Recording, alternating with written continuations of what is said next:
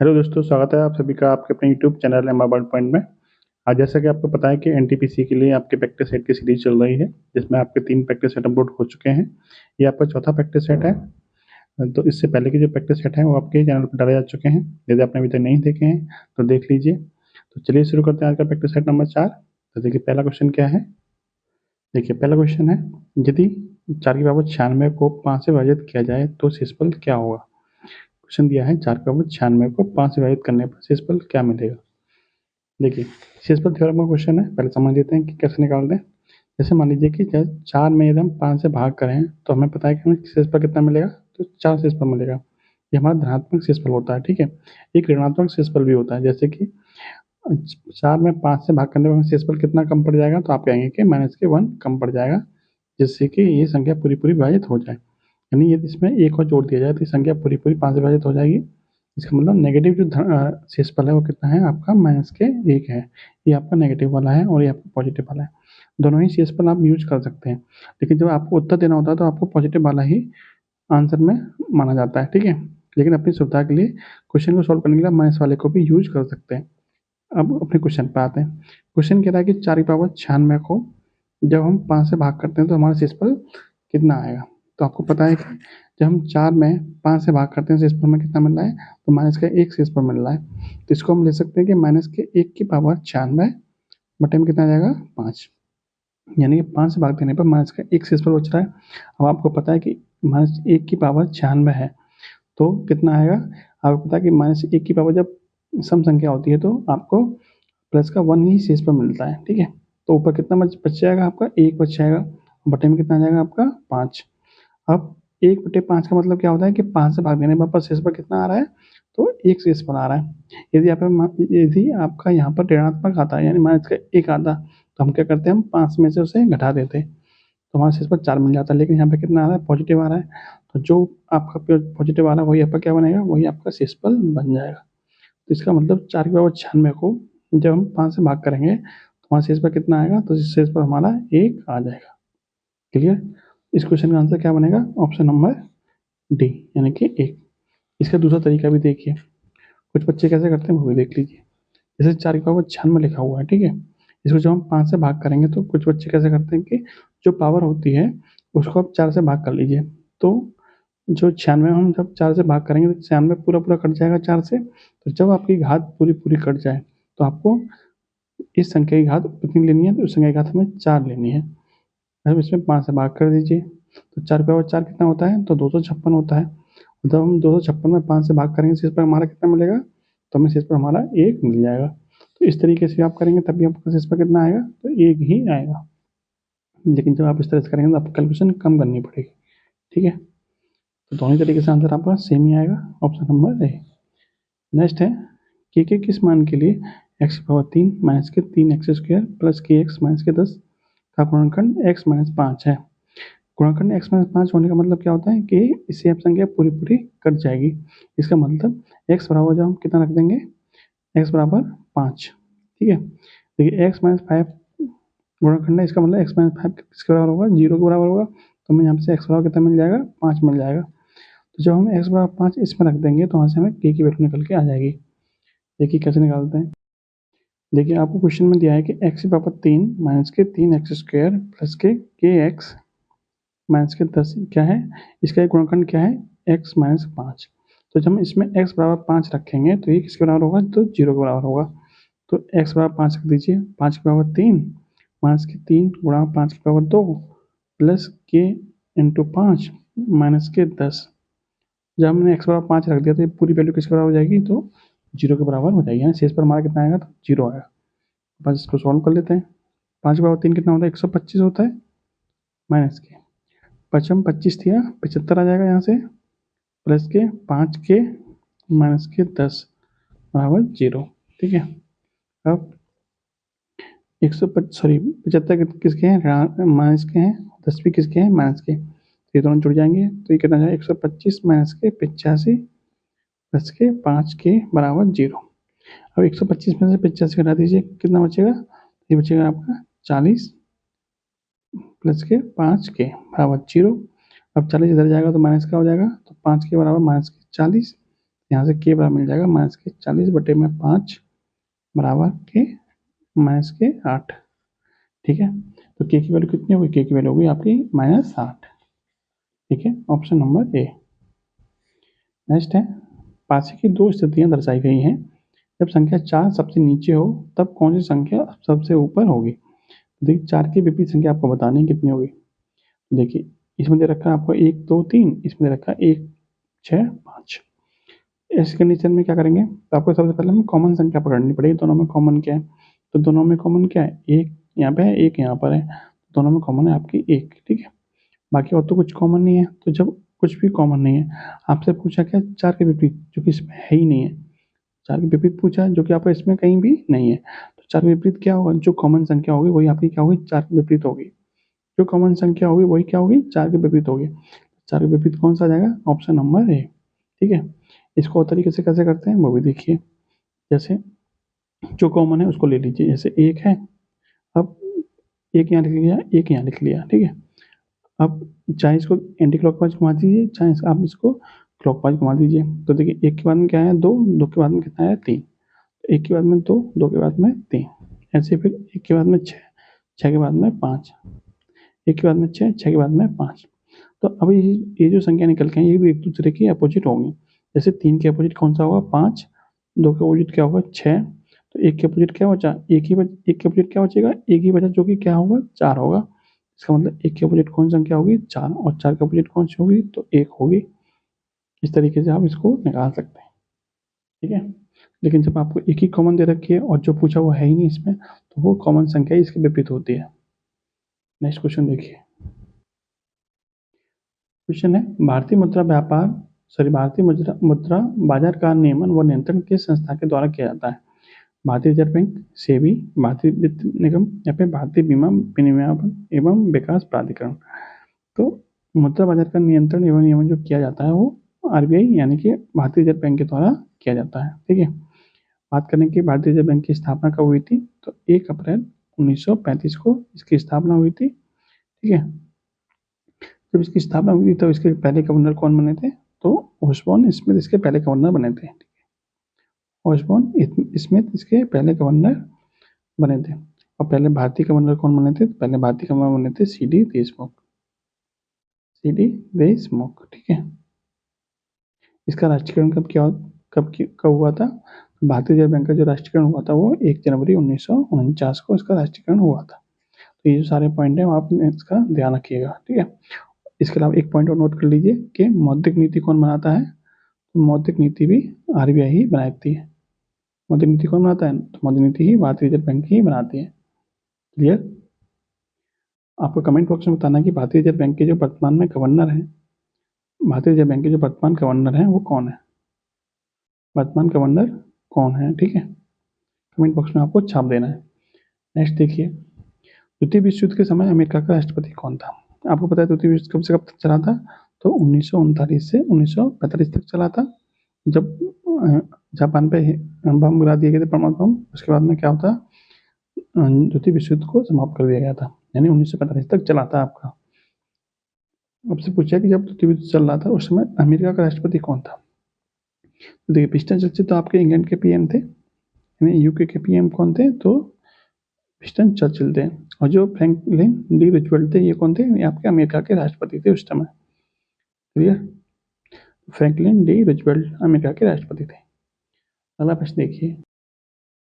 Question है 5 plus under root में 10 बटे में 5 अंडर रूट 5 माइनस के 2 अंडर रूट 20 माइनस के अंडर रूट 32 प्लस के अंडर रूट 50 किसके बराबर होगा? तो इसको सिंप्लीफाई करना है, किसके बराबर होगा? देखिए मैंने पहले से लिखा हुआ है, इसको कैसे सिंप्लीफाई करेंगे वो देखिए।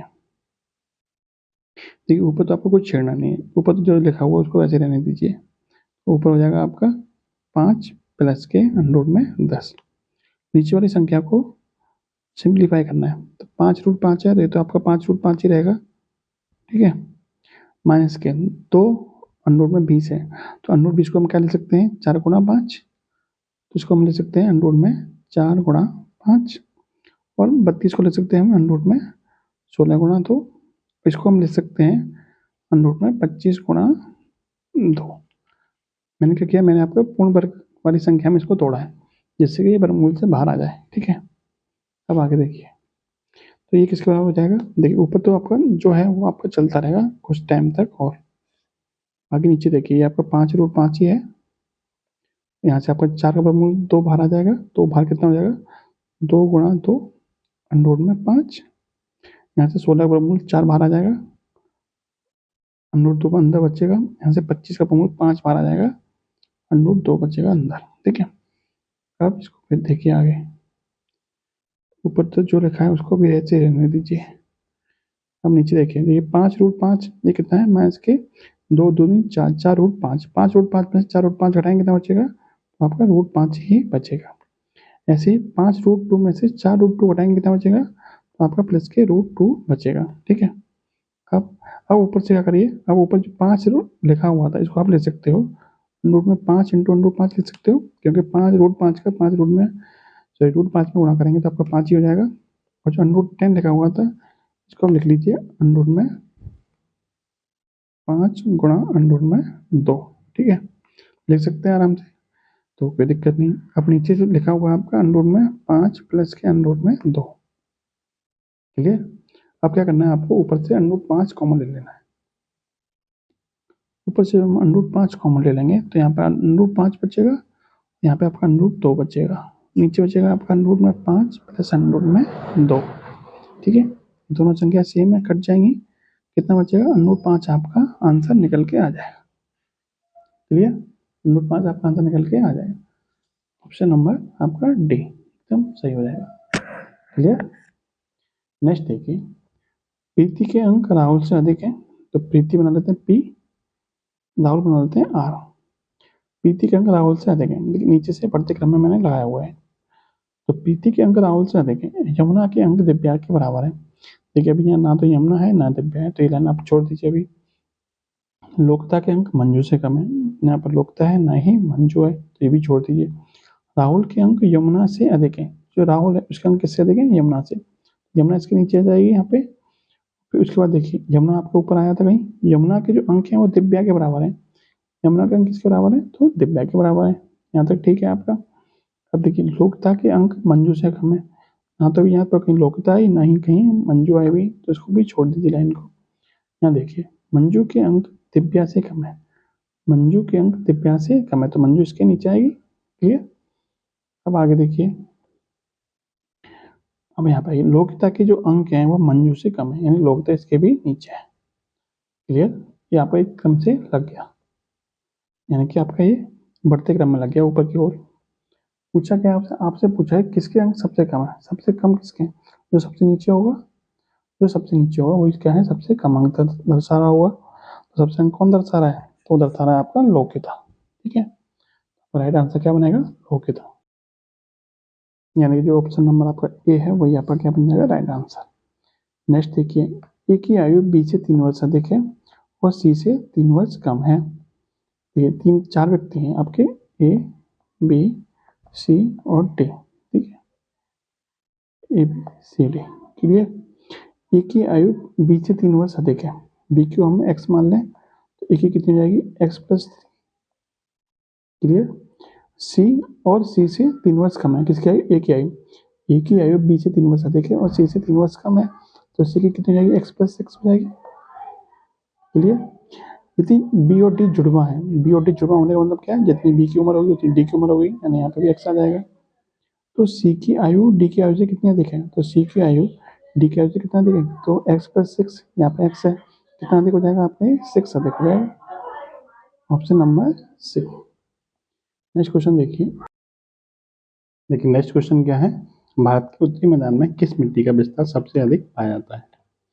जो उत्तरी मैदान है भारत का उसमें विस्तार किस मिट्टी का पाया जाता है? काली, जलोढ़, लेटेराइट या फिर लाल। तो सबसे ज़्यादा मिट्टी पाई जाती है उत्तरी मैदान में, वो कौन सी है? आपकी जलोढ़ मृदा है। ठीक है, ऑप्शन नंबर जो बी है वो आपका ठीक है। नेक्स्ट देखिए, सिंधु घाटी सभ्यता काल में कौन सी लिपि सर्वाधिक प्रचलित थी? किलाक्षर, भावचित्रात्मक, देवनागरी या फिर अरामाइक लिपि। सिंधु घाटी सभ्यता में कौन सी लिपि प्रचलित थी? वो थी आपकी भावचित्रात्मक। ठीक है, भावचित्रात्मक लिपि क्या थी? कि चित्रों के माध्यम से अपने विचारों को व्यक्त किया जाता है। ठीक है, वहाँ पे आपकी चित्र बनाए जाते हैं। जैसे किसी विचार को व्यक्त करना होता था वो तो चित्रों के माध्यम से ही विचारों को व्यक्त किया जाता है। जैसे मान लीजिए किताब लिखनी है, किताब बोलनी है तो किताब बना दी जाती थी, उसे वो समझ लेते थे कि ये किताब है, किताब बोलना चाह रहा है, ठीक है। ये चित्र बना के ही भावों को प्रदर्शित किया जाता था। पहला क्वेश्चन देखिए, 15,000 की राशि पर 2 वर्षों के लिए चक्रवृद्धि ब्याज तथा साधारण ब्याज में एक ही ब्याज दर पर जो कि 8% है, 96 रुपये का अंतर है, तो आर का मान बताइए। यानी आपको दर याद करनी है। तो देखिए 2 वर्ष के लिए, यानी 2 वर्ष का जब अंतर हो, 2 वर्ष के लिए सी आई यानी चक्रवृद्धि ब्याज एंड एस आई यानी कि साधारण ब्याज का जो अंतर होता है, का अंतर बराबर एक फॉर्मूला होता है आपका पी इंटू आर स्क्वायर अपन में 100 का स्क्वायर, ठीक है। यानी 2 वर्ष के लिए चक्रवृद्धि और साधारण ब्याज का जो अंतर होता है उसका फॉर्मूला क्या होता है, अंतर बराबर पी इंटू आर स्क्वायर अपन 100 का स्क्वायर। तो देखिए आपको अंतर कितना दे रखा है, अंतर दे रखा है 96, पी मतलब मूलधन प्रिंसिपल यानी कि कितना दे रखा है आपको 15,000, क्लियर। आर आपसे पूछा है बटे में कितना जाएगा 100 गुणा 100, 100 का स्क्वायर। तो सॉल्व करते हैं, 2 जीरो से 2 जीरो खत्म, 1 जीरो से 1 जीरो खत्म, 5 से 2 बार, 5 से 3 बार, 3 से 32 दिया 96, 32 बार कटेगा और 2 दूनी 4 यानी कि 64। तो आर स्क्वायर वैल्यू कितनी जाएगी 32 गुणा 2 यानी कि 64। तो आर की वैल्यू कितनी जाएगी अंडर में 64 यानी कि 8%, यानी कि आपकी दर कितनी मिल जाएगी आपको 8%। Option number A. नेक्स्ट देखिए, एक दूध विक्रेता यह दावा करता है कि वह दूध को केवल लागत कीमत पर बेच रहा है, किंतु उसे 20% का लाभ हो रहा है क्योंकि उसने दूध में कुछ मात्रा में पानी मिलाया है। इस मिश्रण में दूध का कितना प्रतिशत है, यानी दूध कितने परसेंट है उस मिश्रण में। देखिए यहाँ पे एक बात समझने वाली है कि जब दूध और पानी वाली बात आती है तो जो लाभ होता है ना वो किस वजह से होता है, तो पानी के मिलाए जाने की वजह से वो लाभ होता है। दूधिया को जो लाभ होता है वो दूध में पानी मिलाई जाने की वजह से लाभ होता है। तो यहाँ पर लाभ कितना हो रहा है 20% लाभ हो रहा है। तो इसको समझिए, तो 20% का भिन्न रूप कितना होता है, तो 20/100 यानी कि 1/5, ठीक है। यही होता है आपको 20% का भिन्न रूप। इस 1/5 का मतलब समझिए, लाभ कितना हो रहा है 20% यानी कि 5 पर 1 का लाभ हो रहा है। कितने पर हो रहा है 5 पर 1 का लाभ। ये 1 का लाभ क्यों हो रहा होगा, क्योंकि पानी मिलाया गया है, दूध की तो अपनी वैल्यू होती है, पानी मिलाया गया जिसकी वजह से क्या हो रहा है लाभ हो रहा है। तो जो एक वैल्यू है वो किसकी है, वो पानी के बराबर है। 5 वैल्यू किसके बराबर है, तो ये दूध के बराबर है। यानी 5 यूनिट किसकी वैल्यू है, तो दूध की वैल्यू है, और 1 यूनिट किसकी वैल्यू है, तो ये पानी की वैल्यू है। कुल मिला के मिश्रण कितना हुआ, तो कुल मिला के मिश्रण हुआ आपका 6 यूनिट। मिश्रण कितना हुआ, तो 6 यूनिट मिश्रण हो गया, क्लियर। आपसे पूछा कि दूध का कितना परसेंट है, तो मिश्रण में दूध कितना है, दूध मिश्रण में 5 है, यानी 5 यूनिट दूध है कितने में, मिश्रण में। मिश्रण कितना है टोटल, तो 6 यूनिट मिश्रण है। कितने परसेंट हो जाएगा, तो गुणा कर देंगे 100 का। 5/6 किसके बराबर होता है, 3 से काटिए 2, 2 से काटिए 3 बार, 2 से काटिए 50 बार, 50 पंजे 250, 250/3 कितना जाएगा आपका 250 बट्टे में 3%, ठीक है। इस तरीके से आपका आंसर निकल के आ जाएगा एक बार में ही। समझ में आई बात, तो आप इस तरीके से निकालेंगे तो आपको समझ में आएगी। जो लाभ होता है दूधिया को पानी वैसे होता है, ऊपर जो वैल्यू आती है वो पानी की आती है, नीचे जो आती है वो वैल्यू दूध की आती है। कुल मिश्रण कितना हो जाएगा 1 और 5 6, 6 में से दूध कितना है 5 है, तो 5/6 कितने परसेंट हो जाएगा, गुणा कर देंगे 100 का, 250/3%। नेक्स्ट देखिए, यदि जिप को इस तरह से लिखा जाता है तो जैप को इस तरह से, तो बीआईपी को किस तरह से लिखा जाएगा। तो देखिए ZIP को 30 लिखा गया है, तो क्या कैसे लिख सकते हैं, जब हम जेड की नंबरिंग करेंगे तो जेड की 26 होती है, आई की 9 होती है, पी की 16 होती है, तो ये तो 30 से ज़्यादा हो जाएगा। लेकिन जब हम इस जेड के उल्टे का नंबरिंग करेंगे, यानी जेड का जो अपोजिट होता है वो क्या होता है, जेड का अपोजिट होता है ए, आई का अपोजिट होता है आर, पी का अपोजिट होता है के। जब हम इसकी नंबरिंग करेंगे तो ए का नंबर होता है 1, आर का होता है 18, के का होता है 11। तब इन तीनों को जोड़ लेंगे तो कितना आएगा आपका 30 आएगा।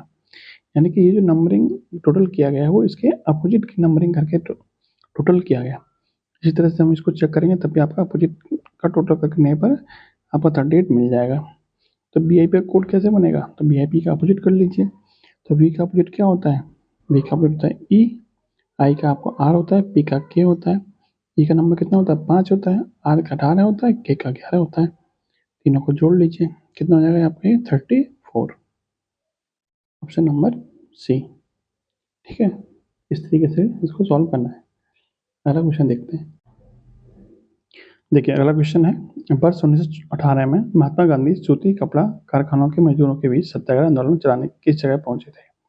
यानी सूती कपड़ा जो मिल का सत्याग्रह हुआ था वो किस जगह हुआ था? मद्रास, बम्बई, सूरत या फिर अहमदाबाद? तो महात्मा गांधी जी जो अहमदाबाद में जो मिल बनी हुई थी सूती कपड़े की, उसमें जो मजदूरों की हड़ताल हो रखी थी तो उसके लिए आंदोलन करने गए थे। तो कहाँ गए थे? वो आपके अहमदाबाद में ही गए थे। ठीक है, तो इसका राइट आंसर क्या बनेगा आपका? अहमदाबाद। देखिए महात्मा गांधी समेत कुछ कुछ पॉइंट जो है वो नोट कर लीजिए।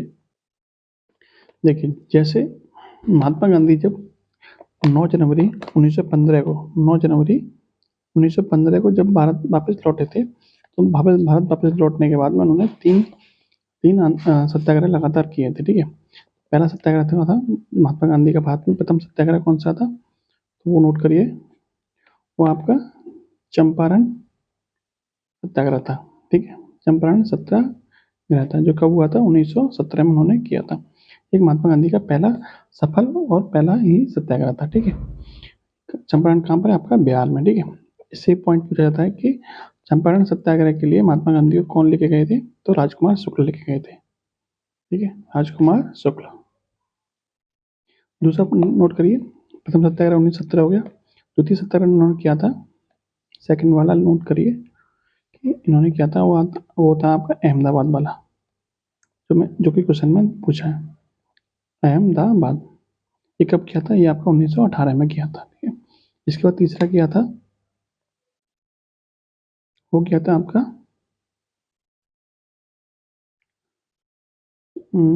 तीसरा वाला था आपका खेड़ा सत्याग्रह।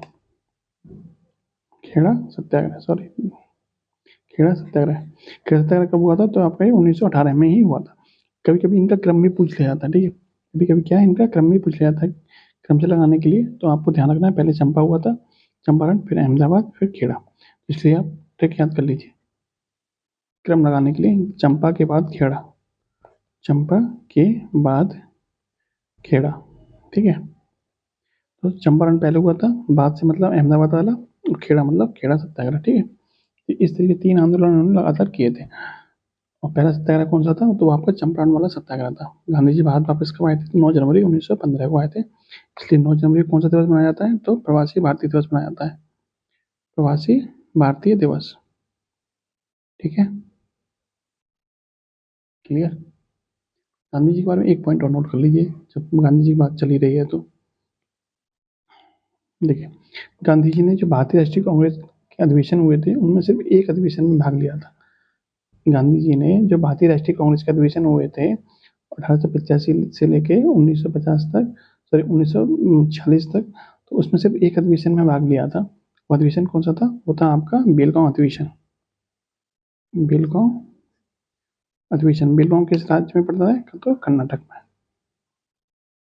बेलगांव अधिवेशन में भाग लिया था। ये कब लिया था? तो 1924 में लिया था। ठीक है, तो ये पॉइंट भी लगे हाथ, आप ध्यान रखिएगा। अब देखते हैं नेक्स्ट क्वेश्चन। क्वेश्चन है, भारतीय संविधान सभा की प्रारूप समिति के अध्यक्ष कौन थे? तो जब बात हुई प्रारूप संविधान सभा की प्रारूप समिति के, तो प्रारूप समिति में 7 सदस्य थे। कितने सदस्य थे? 7 सदस्य थे। और अध्यक्ष कौन थे उसके? तो उनके अध्यक्ष थे डॉक्टर बी आर अम्बेडकर। ठीक है, संविधान सभा की प्रारूप समिति के अध्यक्ष कौन थे? तो डॉक्टर बी आर अम्बेडकर थे। कितने सदस्य थे प्रारूप समिति में? तो 7 सदस्य थे। ठीक है, पहला क्वेश्चन है, यदि 6 सेंटीमीटर, 8 सेंटीमीटर और 10 सेंटीमीटर त्रिज्या वाले 3 धातुओं गोलों को पिघलाकर एक नया गोला बनाया जाता है, तो नए गोले का व्यास क्या होगा? देखिए इसमें कॉन्सेप्ट क्या काम करता है कि तीनों गोलों का जो आयतन होगा वो चौथे गोले के आयतन के बराबर हो जाएगा। तो इसका एक डायरेक्ट ट्रिक क्या है कि 6, 8, 10 के बाद में कितना आएगा? तो 12 आएगा। तो जो चौथा गोला होगा उसका त्रिज्या कितनी होगी? 12 होगी। देखिए 6 है पहले की, दूसरे की 8 है, तीसरे की कितनी है? 10 है। तो चौथी कितनी होगी? तो 12 होगी। ठीक है, तो जब त्रिज्या 12 है तो व्यास पूछा है, तो व्यास कितना हो जाएगा? त्रिज्या का डबल यानी कि 24। इस क्वेश्चन का आंसर कितना बनेगा? 24। ठीक है, ये वाली ट्रिक जो है सिर्फ इसी पे काम करेगी। ठीक है, सब पर ही काम करेगी। तो इसको मैं पूरा डिटेल में समझाता हूँ आपको। देखिए अभी मैंने आपको बताया था कि कॉन्सेप्ट इसमें क्या है कि तीनों गोलों का जो आयतन होगा वो चौथे गोले के आयतन के बराबर होगा। आपको पता है गोले का आयतन क्या होता है? गोले का आयतन होता है, गोले का आयतन बराबर होता है 4/3 पाई आर क्यू। आर क्या होती है? गोले की त्रिज्या होती है। तो तीनों गोलों का आयतन, तीनों गोलों का आयतन निकाल लेते हैं पहले। ये हो जाएगा आपका 4/3 पाई आर। पहले की त्रिज्या कितनी है? 6, तो 6 का क्यू हो जाएगा। फिर दूसरे वाले का 4/3 पाई आर कितनी है इसकी? 8 का क्यू हो जाएगा फिर। और तीसरे वाले का है 4/3 पाई आर इंटू 10 का क्यू। ये किसके बराबर होगा? चौथे गोले के बराबर, यानी पूरा गोला मिक्स करके जो बनाया जाएगा उसके बराबर। तो 4/3 पाई आर, उसकी त्रिज्या हमने मान लिया आर है, ठीक है। यानी इन तीनों गोलों का जो आयतन होगा वो चौथे गोले के आयतन के बराबर हो जाएगा। क्लियर? अब देखिए 4/3 पाई सब में कॉमन है, तो सब में से कॉमन ले लीजिए। 4/3 पाई सब में से कॉमन ले लेंगे। 6 का क्यूब कितना होता है? 216। 8 का क्यूब 512 और 10 का क्यूब कितना होता है? तो 1000 बराबर 4/3 पाई आर क्यूब, ठीक है। 4/3 पाई से 4/3 पाई खाता, इन सबको जोड़ेंगे कितना बचेगा? बैठेगा ये आपका 1728 बराबर आर क्यूब, ठीक है। 1728 किसका क्यूब होता है? तो आप कहेंगे 12 का क्यूब होता है बराबर आर क्यूब, ठीक है। क्यूब से क्यूब खत्म, आर बराबर कितना मिल जाएगा आपको? 12।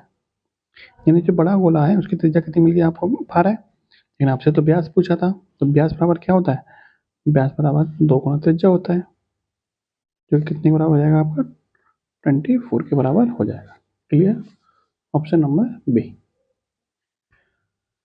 नेक्स्ट है क्वेश्चन, कुणाल 10 किलोमीटर उत्तर की ओर चलता है, वहां से वो 6 किलोमीटर दक्षिण की ओर चलता है, फिर वह पूर्व की ओर 3 किलोमीटर जाता है, तो अंततः शुरुआती बिंदु से कुणाल कितनी दूरी पर है? ठीक है।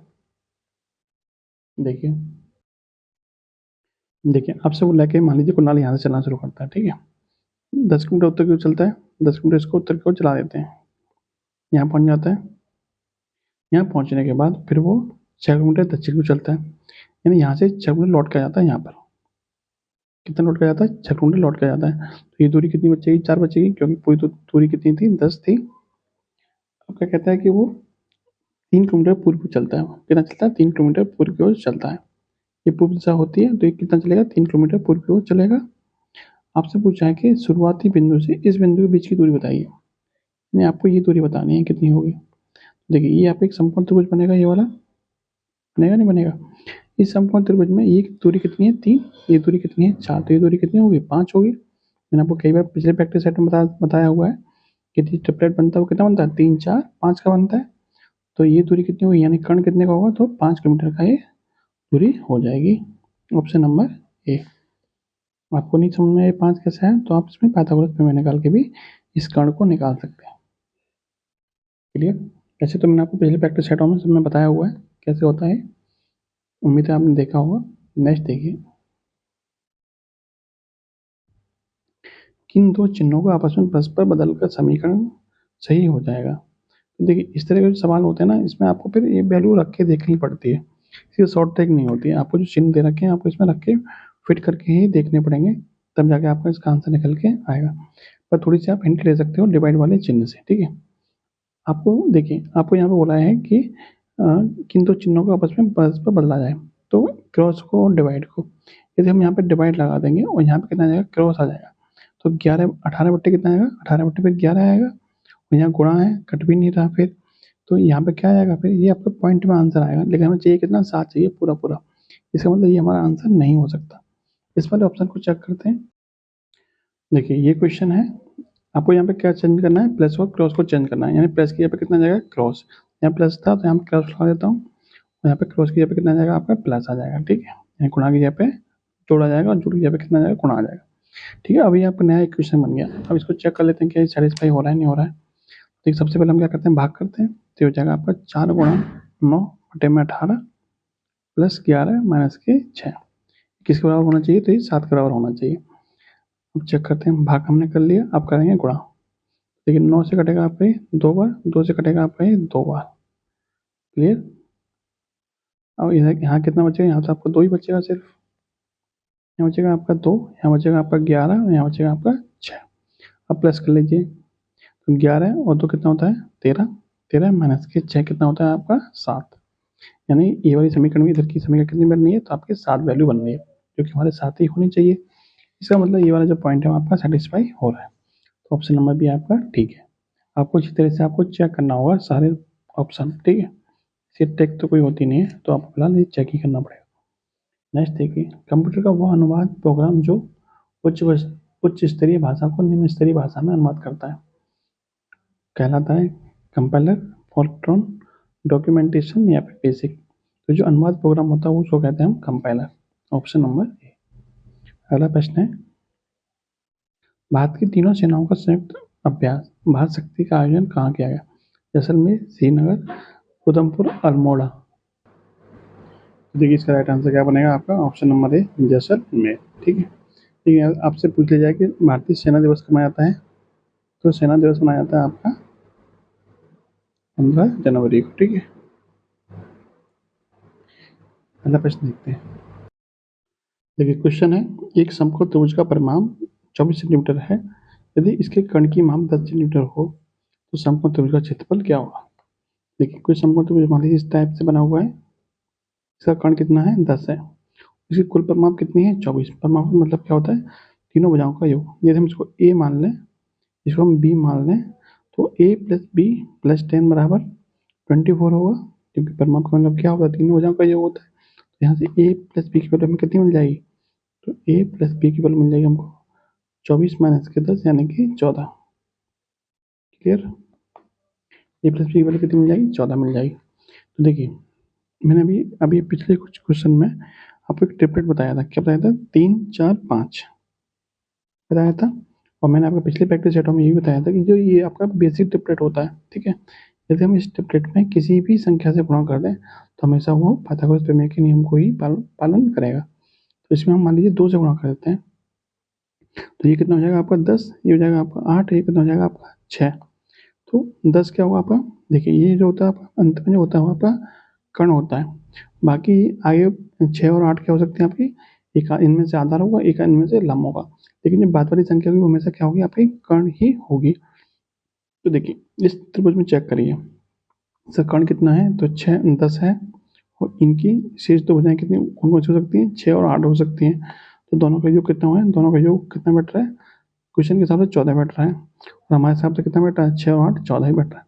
इसका मतलब ये जो भुजाएं हो सकती है इसकी, ये 6 हो सकती है और ये आपकी 8 हो सकती है। अब चेक कर लीजिए, 6 और 8 14 हो गया, 6 और 8 और 10 24, यानी परिमाप हमारी कितनी हो गई 24 हो गई। इसका मतलब ये जो ट्रिपलेट बना हुआ है यही आपको इसको क्या कर रहा है, सेटिस्फाई कर रहा है। क्लियर यहाँ तक? आपसे पूछा क्या है, समकोण त्रिभुज का क्षेत्रफल। समकोण त्रिभुज का क्षेत्रफल क्या होता है, समकोण त्रिभुज का क्षेत्रफल बराबर होता है 1/2 बेस यानी आधार इंटू ऊंचाई। इसको कह सकते हो 1/2 ए इंटू बी।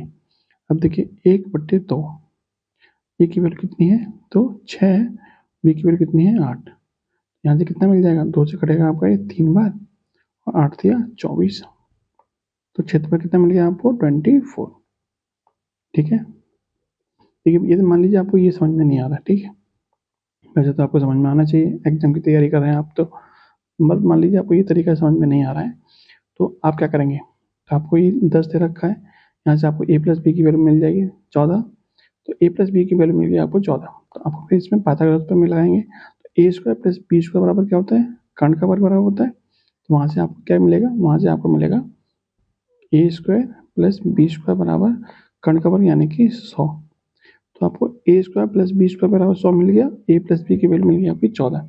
तो अब आप ए प्लस बी की होल स्क्वायर में वैल्यू रख के वहाँ से आप ए बी की वैल्यू निकाल सकते हैं। जब ए बी की वैल्यू निकल आएगी तो वो आप इस फॉर्मूले में आप रख सकते हैं, तो यहाँ से आपको एरिया निकल के आ जाएगा। ठीक है, नेक्स्ट क्वेश्चन देखिए, यदि ए अनुपात बी बराबर 5:7 है, बी अनुपात सी बराबर 6:7 है, तो ए बी सी का अनुपात क्या होगा? देखिए अनुपात कैसे निकालते हैं, मान लीजिए 3 संख्या दे रखी हैं ए बी और सी, इसका अनुपात कैसे निकाला जाता है, तो जो दे रखा है आप ऐसे लिख लीजिए पहले तो ए अनुपात बी दे रखा है 5:7 ऐसे लिख लीजिए, बी अनुपात सी दे रखा है 6:7, 6:7 लिख लीजिए। ठीक है, अब जो जो गैप खाली बचा आपका, जैसे ये जगह खाली बची, एक आपकी ये जगह खाली बची, इसके सामने वाली संख्या भर दीजिए, यहाँ कितना जाएगा आपका 7, यहाँ कितना आ जाएगा आपका 6। बस अब इसका आंसर निकल के आ जाएगा। अब आप खड़े खड़े इसमें गुणा कर दीजिए, यानी ऊपर संख्या सामने सामने आप इसमें क्या कर दीजिए, गुणा कर दीजिए। तो 5 गुणा 6 में करेंगे कितना आएगा 30, 7 गुणा 6 में करेंगे कितना आएगा 42, 7 गुणा 7 में करेंगे कितना आएगा 49। यानी कि ये आपका क्या निकल के आ जाएगा, ए बी और सी का अनुपात निकल के आ जाएगा। ए बी सी का अनुपात कितना हो जाएगा 30, 42 और 49। Option number A. नेक्स्ट है, यदि 4#3 का मान 13 है, 5#2 का मान 12 है, 6#1 का मान क्या होगा। देखिए इसे 13 कैसे बना, तो आपको इसमें रीजनिंग का क्वेश्चन है, रीजनिंग लगानी पड़ेगी। कैसे बना होगा 13, तो देखिए 4 दिया 12 और 1 13, ऐसे ही 5 दूनी 10 और 2 12।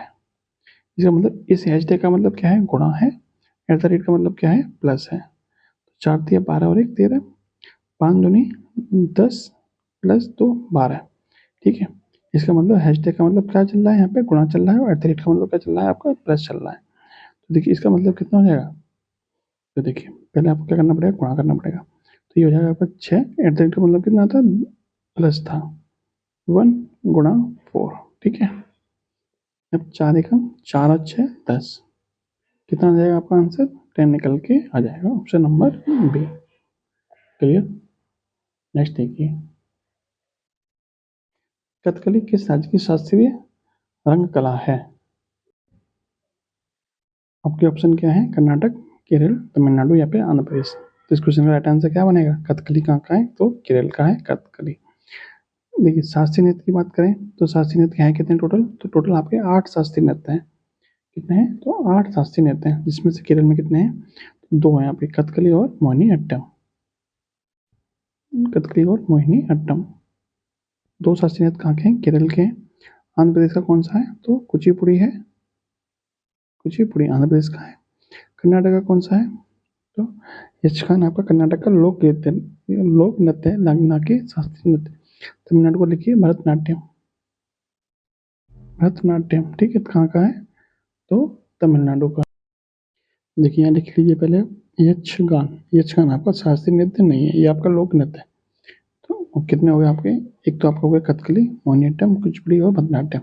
एक नोट करिए आप यहाँ पे, कथक, कथक नोट करिए।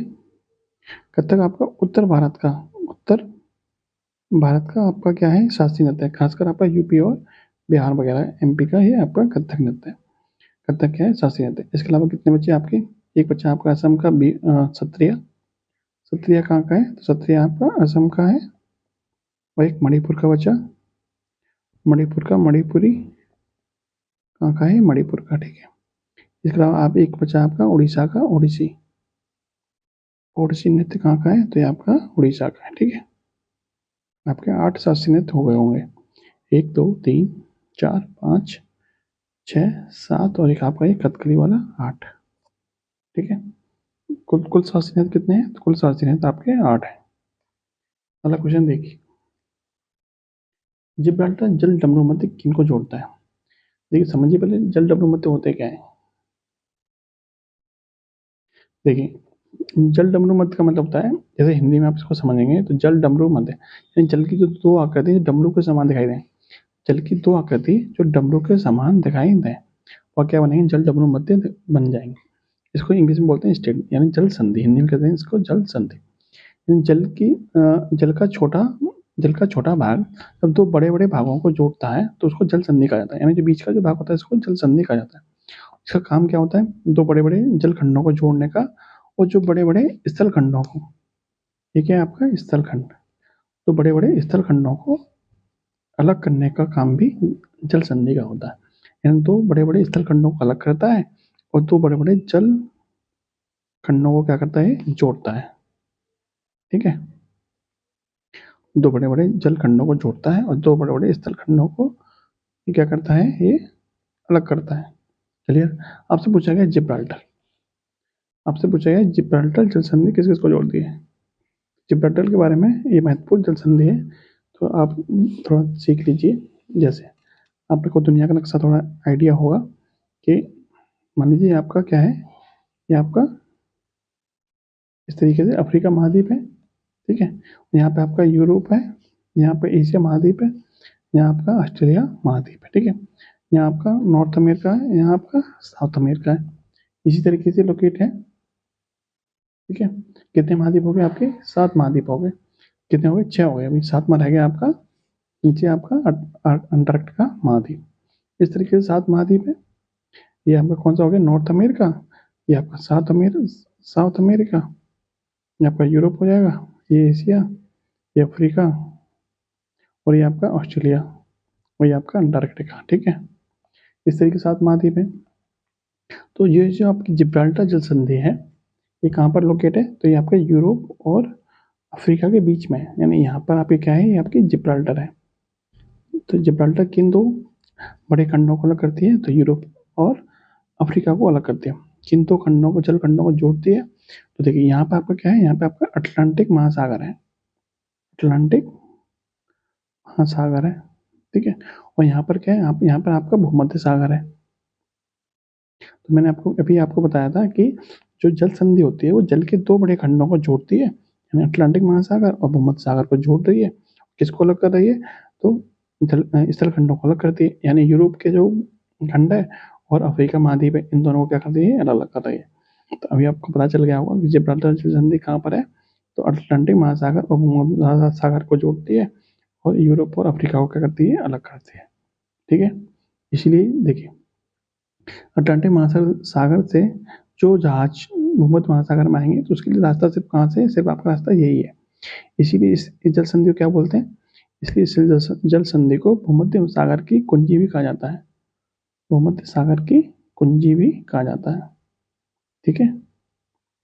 भूमध्य सागर की कुंजी, ठीक है। की ऑफ भूमध्य मेडिटेरियन सी, ठीक है। की ऑफ मेडिटेरियन सी किसको बोला जाता है? तो जिब्राल्टर जल संधि को ही बोला जाता है। क्लियर? इतना समझ में आ गया हो? अब अपने क्वेश्चन पे आते हैं। क्वेश्चन ने बोला कि जिब्राल्टर जल भूमध्य किन को जोड़ता है?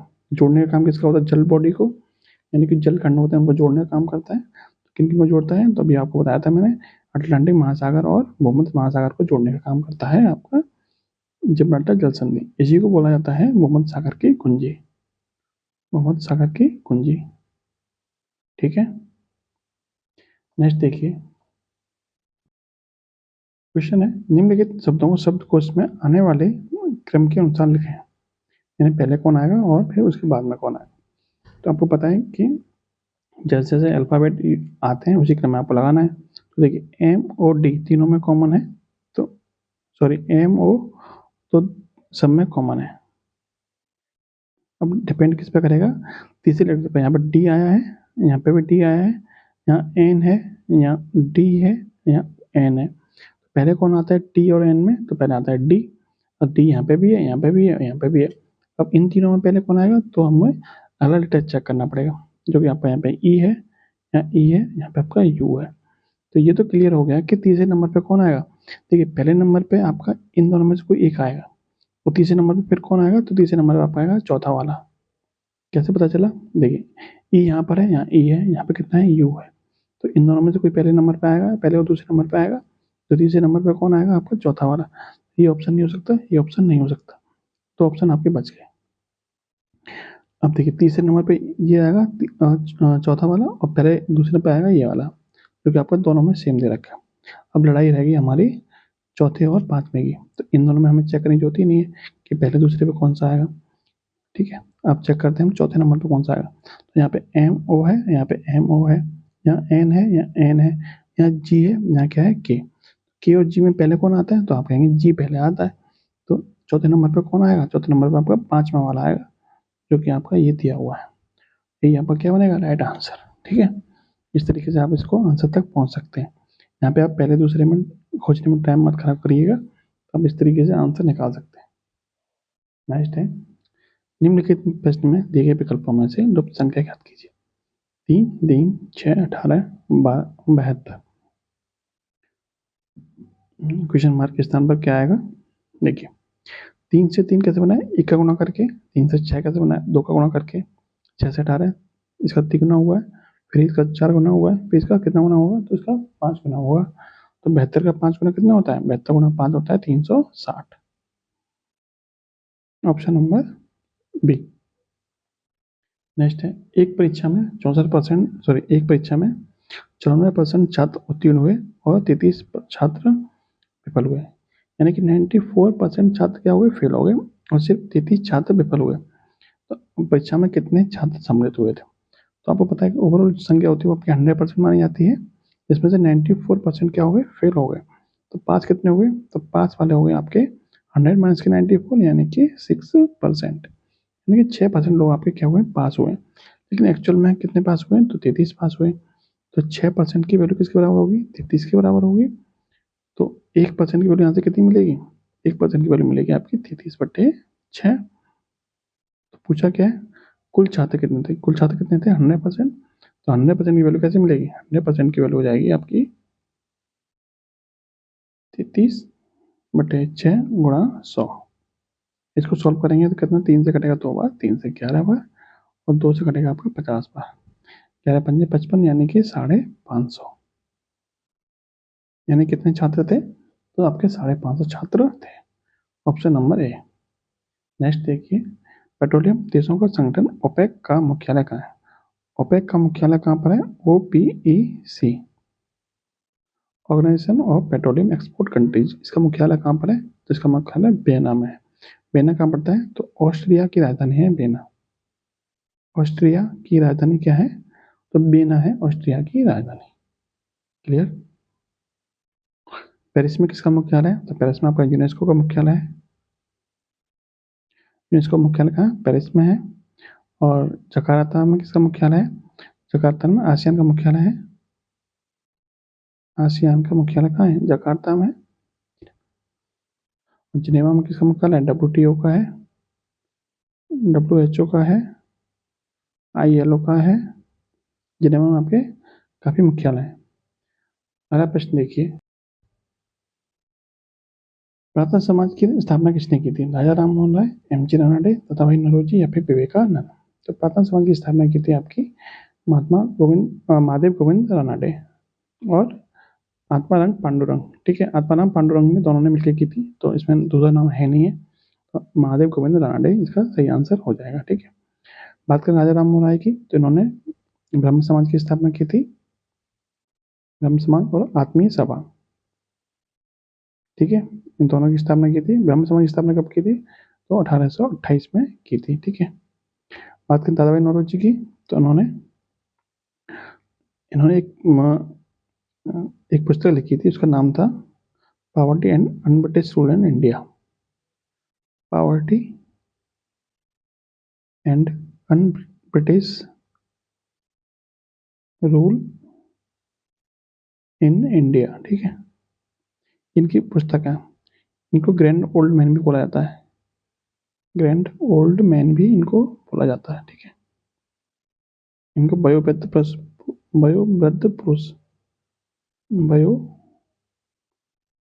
पुरुष किन्हें कहते हैं? दादाभाई नौरोजी को ही कहते हैं। ठीक है, विवेकानंद ने किसकी स्थापना की थी? तो रामकृष्ण मिशन की। रामकृष्ण मिशन की स्थापना किसने की थी? तो विवेकानंद जी ने की थी। क्लियर? अगला प्रश्न देखिए, A/B=3/4 है, B/C 6/7 है, तो ABC का अनुपात क्या होगा? ठीक है, अभी मैंने सेम टाइप का क्वेश्चन कराया था आपको, क्वेश्चन नंबर 22। तो आप उसी तरीके से इस क्वेश्चन को करिएगा। इस क्वेश्चन का आंसर आप कमेंट बॉक्स में बताना, इसका राइट आंसर क्या होगा। ठीक है, जैसे मैंने आपको क्वेश्चन नंबर 22 बताया है, सेम टाइप का क्वेश्चन है, तो इस क्वेश्चन का आंसर आप कमेंट बॉक्स में बताइएगा। अगला प्रश्न देखते हैं, यदि साधारण ब्याज पर रखा कोई धन 25 वर्षों में स्वयं का 2 गुना हो जाता है, तो ब्याज की वार्षिक दर क्या होगी? देखिए, स्वयं का 2 गुना हो जाता है, इसका मतलब क्या है? मान लीजिए कोई धन आपका P था, कितना हो गया? 2P हो गया। इसका मतलब ब्याज कितना मिला होगा हमें? तो हमें ब्याज मिला होगा, ब्याज बराबर क्या होता है? ब्याज बराबर होता है मिश्रण माइनस के मूलधन। हो जाना क्या, ये क्या होता है आपका? मिश्रण हो जाता है, इसको मिश्रण बोलते हैं। तो ये क्या होता है? आपका मूलधन होता है। ठीक है, कितना हो गया होगा? तो ब्याज मिल गया होगा आपको 2P माइनस के, यानी मिश्रण माइनस के मूलधन आपका ब्याज होता है, ब्याज हो गया आपका P। ठीक है, अब इस तरीके से आप इसको निकालिए। ठीक है, तो ब्याज आपको कितना मिला? P ब्याज मिला कितने रुपए पे? तो P रुपए पे ब्याज मिला। कितने साल में मिला? 25 साल में मिला। ठीक है, सर आपसे पूछिए, आपको पता ही है साधारण ब्याज फॉर्मूला क्या होता है? ऐसा ही, यानी सिंपल इंटरेस्ट बराबर होता है मूलधन, ठीक है, गुणा दर गुणा समय बटे में 100, यही होता है। आपको ब्याज कितना मिला है? ब्याज मिला है आपको पी। कितना मिला है? पी मिला है। मूलधन कितना था? तो मूलधन आपका पी ही था। दर कितनी है? दर हमें निकालनी है, हमने आज इसको आर मान लेते हैं। समय कितना है? समय आपका 25 पैसे बटे में कितना जाएगा? 100। ठीक है, सॉल्व करिए इसको। देखिए 25 से कितना कटेगा आपका? 4 बार कटेगा। पी से पी कटेगा आपका 1 बार, 4 एकम 4। तो आर बराबर कितना आ गया? आर बराबर आ गया आपका 4%। कितना आ गया आपका? 4%। Option number 3। तो इस टाइप सवाल के लिए आप डायरेक्ट फॉर्मूला नोट कर लीजिए। फॉर्मूला होता है आर टी बराबर एन माइनस के 1 इंटू 100। ठीक है, आर टी बराबर एन माइनस 1 इंटू 100। आर क्या है? दर है। एन क्या है? कितने गुना हुआ है? टी क्या है? समय है। 100 तो 100 है ये। तो देख कितने गुना हुआ था? दर आपसे पूछा था कितने समय में? 25 साल में। कितने गुना हो गया था? 2 गुना हो गया था। एक माइनस कर दीजिए, गुणा कर देंगे 100 का। देखिए आर गुणा 25 बराबर 2 में से 1 गया तो 1 ही बचेगा। 1 का गुणा 100 में करेंगे तो 100 ही रहेगा। 25 से कितना कटेगा आपका? ये 4 बार। आर बराबर कितना आ गया आपका? 4%। क्लियर? इस तरीके से आप इसको निकाल सकते हैं। Option number C. नेक्स्ट है सीरीज दे रखी है, आपको बताना क्वेश्चन मार्क के स्थान पर क्या है। ई एच के एन क्यू और क्वेश्चन मार्क। तो ई के बाद एच आया है, इसका मतलब प्लस के 3 हुआ है। यहाँ पे प्लस के 3 हो रहा है। एच के बाद क्या आया है? तो के बाद एन प्लस 3 हुआ है। एन के बाद क्यू प्लस के 3। तो क्यू के बाद में क्या आएगा? जब क्यू में प्लस 3 करेंगे तो कितना आएगा? तो टी आएगा। कितना आएगा? टी आएगा आपका। नेक्स्ट है भारत में राष्ट्रीय आय की गणना कौन करता है? वित्त मंत्रालय, वित्त आयोग, रिजर्व बैंक ऑफ इंडिया या फिर केंद्रीय सांख्यिकी कार्यालय। जब बात आती है राष्ट्रीय आय की तो इसकी गणना करता है CSO। CSO, ठीक है, केंद्रीय सांख्यिकी कार्यालय राष्ट्रीय आय की गणना करता है। क्लियर? Option number D. अगले प्रश्न देखते हैं। संसार में सर्वाधिक वर्षा वाला स्थान कौन सा है? चेरापूंजी, मानसेन, शिलोंग या फिर इम्फाल है? संसार में सर्वाधिक वर्षा वाला स्थान है आपका मौसिन राम। ठीक है, जो कहाँ पर है? आपका मेघालय में। ठीक है, यदि आपसे यही पूछ लिया है कि कर्क रेखा, विषुवत रेखा, इसको क्या कहते हैं? इसको भूमध्य रेखा कहते हैं, या फिर मकर रेखा। इन तीनों रेखाओं में किस रेखा पर सर्वाधिक वर्षा होती है? तो इसका राइट आंसर क्या है? आपका भूमध्य रेखा। यानी भूमध्य रेखा पर सब क्या होता है? सर्वाधिक वर्षा होती है। ठीक है, सर्वाधिक वर्षा किस रेखा पर होती है? तो भूमध्य रेखा पर सर्वाधिक वर्षा होती है। लेकिन किस स्थान पर होती है? तो आपका मौसिन राम मेघालय पर होती है। क्लियर? अब यहाँ पर नोट कर लीजिए कुछ मेघालय के बारे में फैक्ट। जैसे आप जगह कहाँ पर है, मेघालय के बारे में फैक्ट नोट करिए। सबसे पहले तो इसका राजधानी क्या है? इसकी राजधानी आपकी शिलोंग है। यहाँ पे आपको नेशनल पार्क पाया जाता है, उसका नाम है नॉकरेक। नॉकरेक नेशनल पार्क कहाँ पर है? तो आपका मेघालय में ही है। कहाँ पर है? मेघालय में। गारो खासी जयंतियाँ, गारो खासी और जयंतियाँ, ये जनजातियाँ कहाँ पाई जाती हैं? ये तीनों जनजातियाँ आपकी मेघालय में ही पाई जाती हैं। क्लियर? और आपका जो शिलांग है, शिलोंग, जो आपका शिलोंग है मेघालय की राजधानी, यहाँ पर क्या है? यहाँ पर आपका असम राइफल्स का मुख्यालय भी है। यानी जो असम राइफल्स आपका सैनिक संगठन है, उसका क्या है? मुख्यालय भी कहाँ पर है? तो आपका शिलोंग में ही है। ठीक है, अगला प्रश्न देखिए। निम्नलिखित में से दिए गए विकल्पों में से विषम शब्द को चुनिए। बस, कार, ट्रक या फिर हवाई जहाज। तो आपको पता है हवाई जहाज क्या है? हवाई जहाज तो आसमान में उड़ता है, बाकी तीनों जमीन पर चलते हैं। यही क्या हो जाएगा? आपका भिन्न हो जाएगा। निम्नलिखित में से दिए गए विकल्पों में से विषम को चुनिए। तो देखिए 6, 12, 7, 14, 3, 5, 4, 8। इसमें भिन्न कौन सा हो जाएगा? 3, 5 आपका क्या हो जाएगा? भिन्न हो जाएगा, क्योंकि बाकी सभी क्या है? एक दूसरे के डबल हैं। 6 का डबल 12 है, 7 का 14 है, 4 का 8 है, तो इसका क्या हो जाएगा? ये डबल हो जाएगा। अगला प्रश्न है, नीचे दिया गई आकृति में कौन FED, कौन FED यानी ये वाला कौन बताना है आपको कितने अंश का होगा। ठीक है, ये आपको कौन दे रखा है? 80, ये 60, तो ये कितना होगा? किसी भी त्रिभुज में तीनों कोणों का योग कितना होता है? 180 अंश होता है। तो ये यदि 80 का, ये 60 का, तो कितने अंश का बचेगा? तो आपका ये 40 अंश का बचेगा, क्योंकि 180 में से घटा लेंगे 140 को, 40 अंश का ही बचेगा। अब आपकी तीनों कोण पता चल गए। अभी आपको तीनों निकालने हैं, तीनों नहीं सिर्फ एक निकालना है, ये वाला। ठीक है, अब देखिए खासियत क्या है इसकी, ये 6 है तो ये 12 है, ये 3√6 है तो ये आपकी 6√3 है, ये 3.8 है तो ये कितनी है 7.6, यानी इससे क्या है डबल हो रही है, 6 की 12, 3√3 की डबल 6√3, 3.8 की डबल 7.6, यानी कि इनमें क्या है समान अनुपात है। समान अनुपात होने के कारण ये दोनों त्रिभुज क्या हो जाएंगे आपके समरूप त्रिभुज हो जाएंगे। जब समरूप त्रिभुज होते हैं तो एंगल भी क्या होता है आपका समान होता है। तो ये जो 3.8 है यानी इसके सामने वाली वजह कौन सी है 7.6, इसके सामने कोण कितना है 40 है, तो इसके सामने कोण कितना होगा ये आपका 40 ही हो जाएगा। तो ये कोण कितने अंश का हो गया 40 अंश का हो गया, यही आपसे पूछा था FED, FED कितने अंश का हो जाएगा, तो आपका 40 अंश का ही हो जाएगा।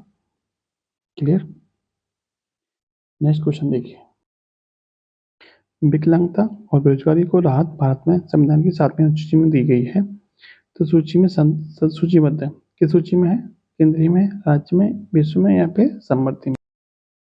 तो इसका राइट आंसर क्या बनेगा आपका समवर्ती सूची। ठीक है, बात करें समवर्ती सूची किस राज्य के किस देश के संविधान से ली गई है, तो ये आपके ऑस्ट्रेलिया से ली गई है। यानी भारतीय संविधान में समवर्ती सूची किस देश के संविधान से ली गई है, तो ऑस्ट्रेलिया के संविधान से ली गई है। ठीक है,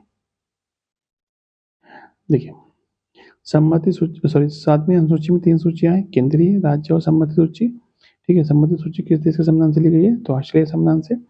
इसमें कितने कितने विषय हैं, तो केंद्रीय सूची में आपके 100 विषय हैं, राज्य सूची में आपके 61 हैं और सम्मति सूची में आपके 52 विषय हैं। ठीक है, मैंने शायद पिछले प्रैक्टिस सेट में आपको यहाँ पे आपका 97 बताया था, यहाँ आपका 66 के आसपास बताया था और यहाँ आपका 47 बताया था। ठीक है, क्योंकि कुछ विषय क्या इसमें बढ़ा दिए गए हैं, तो आपका लेटेस्ट जो डेटा है वो आपका ये है। ठीक है, आप उसको संशोधन कर लेना। ठीक है, नेक्स्ट देखिए, वर्ष 2024 के Dada Saheb Phalke international film festival awards में किसे सर्वश्रेष्ठ फिल्म का पुरस्कार दिया था, जवान, 12th फेल, एनिमल या फिर पठान। तो इंटरनेशनल फिल्म फेस्टिवल अवार्ड्स में सबसे फिल्म का जो अवार्ड मिला वो किसको मिला है, जवान को मिला है, शाहरुख खान की फिल्म है जवान। क्लियर। वहीं यदि बात करें 12th फेल का, तो ये 69th फिल्म फेयर पुरस्कार, फिल्म फेयर पुरस्कार किसको मिला है, तो ये मिला है आपका 12th फेल को। ठीक है, और इंटरनेशनल फिल्म फेस्टिवल अवार्ड में Dada Saheb Phalke international film festival award में सबसे फिल्म का अवार्ड किसको मिला है, तो जवान को। 69 फिल्म फेयर अवार्ड किसको मिला है, तो मिला है आपका 12th फेल को। ठीक है, नेक्स्ट देखिए, 8 पुरुष किसी कार्य को 14 दिन में कर सकते हैं, तो 7 पुरुष उसी कार्य को कितने दिन में करेंगे। देखिए 8 पुरुष कितने दिन में कर रहे हैं, 8 पुरुष कर रहे हैं आपके 14 दिन में, तो 1 पुरुष कितने दिन में करेगा, 1 पुरुष करेगा आपका 14 गुना 8 दिन में। ठीक है, तो 7 पुरुष कितने दिन में करेंगे, तो 7 पुरुष करेंगे आपके 14 गुना 8 बटे में 7, 7 से करेगा आपका 2 बार 2 8 16, 16 दिन में कर देंगे। ठीक है, तो कितने दिन करेंगे, तो 16 दिन में कर देंगे। आप इसको इस सवाल को आप इस तरह की भी सोच सकते हो कि 8 पुरुष 14 दिन में कर सकते हैं, तो आप इसको मान लीजिए कि 14 पुरुष कितने दिन में कर सकते हैं, 8 दिन में कर सकते हैं। तो 7 पुरुष कितने दिन में करेंगे, जब आदमी कम हो गए, आदमी क्या हुए आधे हुए, तो समय क्या लगेगा आपका डबल, तो 16 दिन में। ठीक है, ऑप्शन नंबर 1। अगला प्रश्न देखिए, 2 बस एक दूसरे की तरफ क्रमशः 20 किलोमीटर प्रति घंटा 24 किलोमीटर प्रति घंटा की गति से चल रही है, टकराने से 1 सेकंड पहले उनके बीच की दूरी कितनी होगी। तो टकराने से 1 सेकंड पहले बीच की दूरी पूछने का मतलब ये है कि आपको ये पूछना है कि जब वो एक दूसरे के विपरीत जा रही हैं तो वो 1 सेकंड में कितनी दूरी तय करेंगी। तो जब वो एक दूसरे के विपरीत चल रही हैं, एक इधर को चल रही है एक इधर को चल रही है, तो उनके बीच की दूरी 1 सेकंड में कितनी दूर होगी, तो 1 सेकंड में चलेगी दूरी कितनी होगी, दूरी बराबर होता है 4 गुना समय, 4 गुना समय। ठीक है, ये होता है दूरी बराबर, और जब विपरीत दिशा में चल रही है तो चाल क्या होगी, इनकी जोड़ी जाएगी, तो चाल क्या हो जाएगी इनकी 2034 54 किलोमीटर प्रति घंटा, 54 किलोमीटर प्रति घंटा। ठीक है, समय आपको सेकंड में दे रखा है, दूरी आपको मीटर में दे रखी है, तो इसको मीटर पर सेकंड में चेंज कर लेंगे 54 को, तो 54 गुणा 5 बटे 18, 18 3 54, 3 पंजे 15, 15 मीटर। ठीक है, तो दूरी बराबर कहते हैं क्या हो जाएगा 4 गुणा समय, 4 कितनी है आपकी 15 मीटर प्रति सेकंड, और समय कितना है आपका 1 सेकंड, दूरी कितनी हो जाएगी 15 मीटर ही आपकी दूरी हो जाएगी। यानी कि दोनों बसों को टकराने से पहले 1 सेकंड में चलेगी दूरी कितनी होगी, तो वो आपकी होगी आपकी 15 मीटर, ऑप्शन नंबर डी। ठीक है, क्वेश्चन को घुमाया गया है लेकिन आपको 1 सेकंड में चलेगी दूरी ही आपसे पूछा गया है, option number D. Next question देखिए, तर्क कथन और तर्क वाला क्वेश्चन है। क्या सरकार को अंतर्राष्ट्रीय खेलों पर भारी धन का खर्च बंद कर देना चाहिए? इसके पीछे तर्क क्या है? हाँ, इस धन का उपयोग गरीबों के उन्नयन में किया जा सकता है। तो बिल्कुल गलत होगा कि इसी धन से गरीबों का उन्नयन होगा, तो इसी धन से तो नहीं, और भी धन है, तो ये आपका गलत हो जाएगा। नहीं, खिलाड़ी इससे कुंठित हो जाएंगे और उन्हें अंतर्राष्ट्रीय एक्सपोजर नहीं मिलेगा। ये बात आपकी बिल्कुल क्या है, सही है। तो केवल तर्क 2 प्रबल है आपका, बाकी एक तर्क आपका प्रबल नहीं है। नेक्स्ट देखिए, मैडम क्यूरी को 2 भिन्न नोबेल पुरस्कार किन भिन्न श्रेणियों के लिए मिले थे? देखिए, मैडम क्यूरी एकमात्र ऐसी महिला हैं जिनको 2 नोबेल पुरस्कार मिले हैं और अलग अलग क्षेत्रों में मिले हैं। तो वो कौन है? वो आपकी भौतिक और रसायन 2 क्षेत्रों में दिए गए थे, फिजिक्स और केमिस्ट्री। ठीक है, madam Curie. Clear? Radioactivity खोज किसने की थी? तो मैडम क्यूरी और बेकरेल ने की थी, उनके लिए इसको नोबेल पुरस्कार मिला था। लेकिन मैडम क्यूरी का नाम आया था, नोट कर लीजिए, रेडियो एक्टिविटी।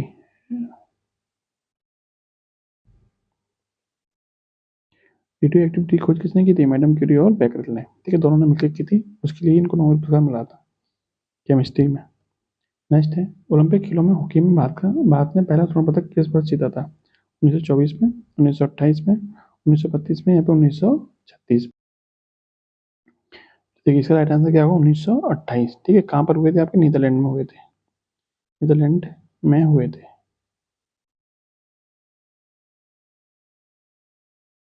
ठीक है, 1928 के नीदरलैंड में भारत ने स्वर्ण पदक जीता था।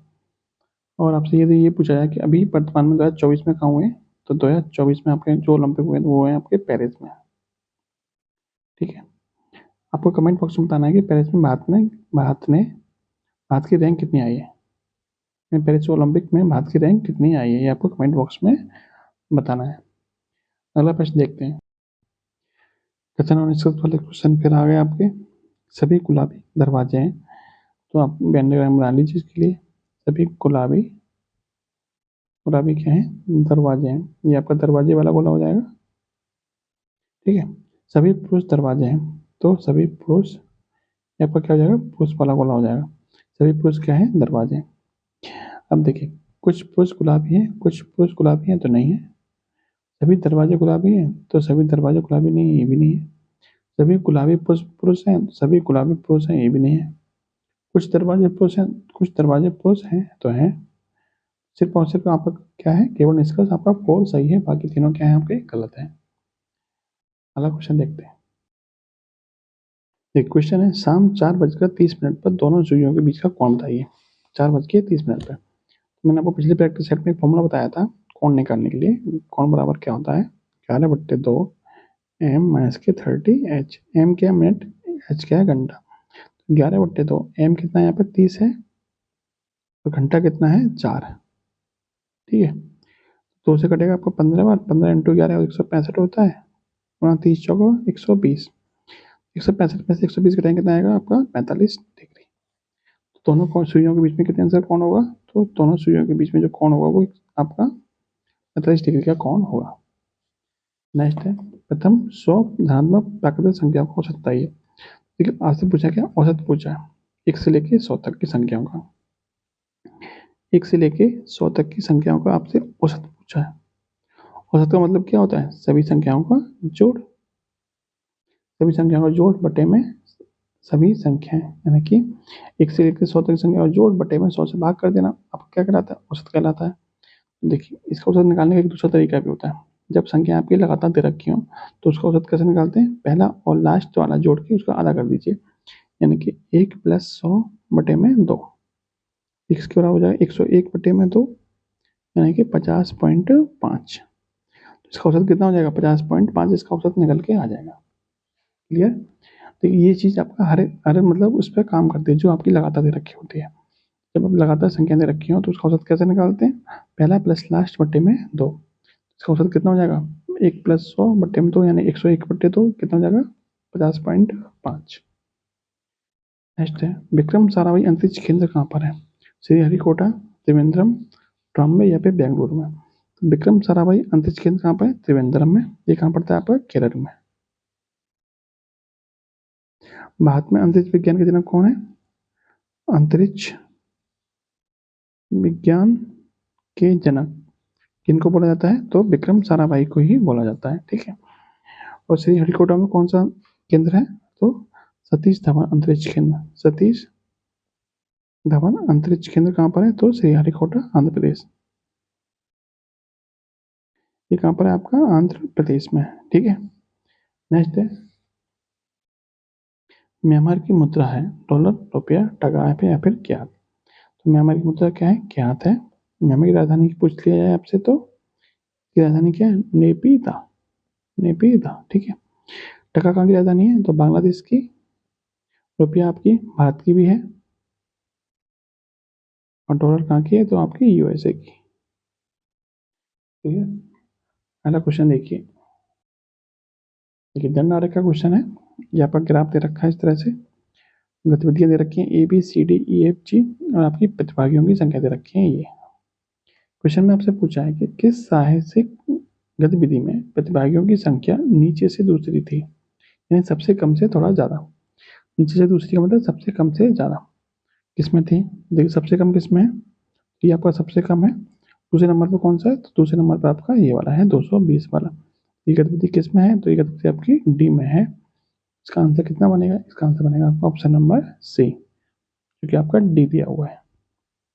अगला प्रश्न देखिए, दो उम्मीदवारों के बीच एक हुए चुनाव में एक उम्मीदवार कुल वैध मतों का 55% प्राप्त करता है, यानी उम्मीदवार को कितना मिलता है? 55% मिलता है वैध मतों का। 20% वोट अवैध थे। यदि वोटों की संख्या 7500 थी तो दूसरे उम्मीदवार को कितने प्राप्त वैध वोटों की संख्या बताइए। देखिए कुल वोट कितने थे? तो कुल वोट थे आपके 7500। इसमें से 20% तो अवैध हो गए, इसका मतलब इसका 80% वोट क्या होंगे? इसके वैध होंगे। इस 80% में से एक उम्मीदवार को कितने मिले? 55% मिले। इसका मतलब दूसरे उम्मीदवार को कितने मिले होंगे? 45%। ठीक है। देखिए एक उम्मीदवार को कितने मिले थे? 55% मिले थे। पूरा कितना होता है? 100% होता है। दूसरे कितने मिले होंगे? 100 में घटा दीजिए, कितना मिलेगा आपका? 45%। ठीक है। यानी कि जो दूसरा उम्मीदवार है उसे कितने वोट मिलेंगे? कुल कुल 7500 थे, उसका 20% अवैध हो गए, इसका मतलब 80% वैध हो गए। ठीक है। उस 80% में से एक को कितने मिले थे? पहले वाले को 55 मिले, तो दूसरे वाले को कितने मिले होंगे? 55 घटा के यानी 45% मिले होंगे। बस ये आपका कुछ सॉल्व कर लीजिए। 2 जीरो से 2 जीरो खत्म, 1 जीरो से 1 जीरो खत्म। ठीक है। 5 से 2 बार, 5 से 15 बार, 2 से 4 बार, 15 चौका 60, 60 गुणा 45, 60 गुणा 45 कितना होता है? 270, 1 जीरो। ठीक है। Option number A. ठीक है। नेक्स्ट है, एक पुरुष की ओर संकेत करते हुए एक महिला ने कहा वह मेरे पति के भाई। देखिए महिला क्या कर रही है? पुरुष की ओर संकेत करके कह रही है कि वह मेरे पति के भाई। मेरे पति का भाई कौन होगा? मेरा देवर या मेरा जेठ हो सकता है। मेरे पति के भाई का पुत्र है। मेरे पति के भाई का पुत्र मतलब मेरा भतीजा। भतीजा मतलब के मतलब जेठ का लड़का या फिर देवर का लड़का कह सकते हो आप। महिला का पति, महिला का पति उस पुरुष से किस बात संबंधित होगा? महिला का पति उसका कौन लगेगा? चाचा लगेगा या फिर ताऊ लगेगा? तो इसमें ताऊ तो ऑप्शन है नहीं, तो एक ही ऑप्शन क्या हो जाएगा आपका? राइट आंसर हो जाएगा ऑप्शन नंबर बी।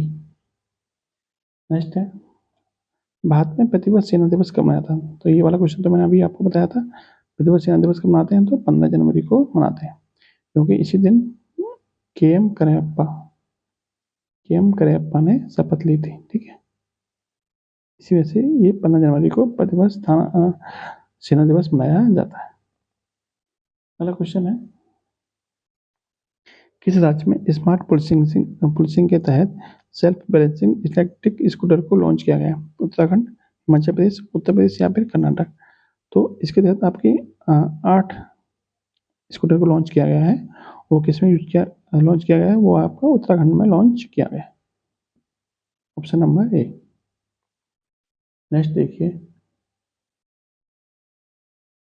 दी गई आकृति में कितने त्रिभुज हैं? इसमें आपको त्रिभुज बताने कितने हैं। तो देखिए एक तो त्रिभुज आपका ये हो जाएगा एक, एक आपका ये दो, एक आपका ये तीन, और एक आपका ये पूरा है पूरा चार। इसके अलावा एक आपका ये हो जाएगा पाँच, एक ये छः, एक ये पूरा सात, और एक ये पूरा आपका आठ।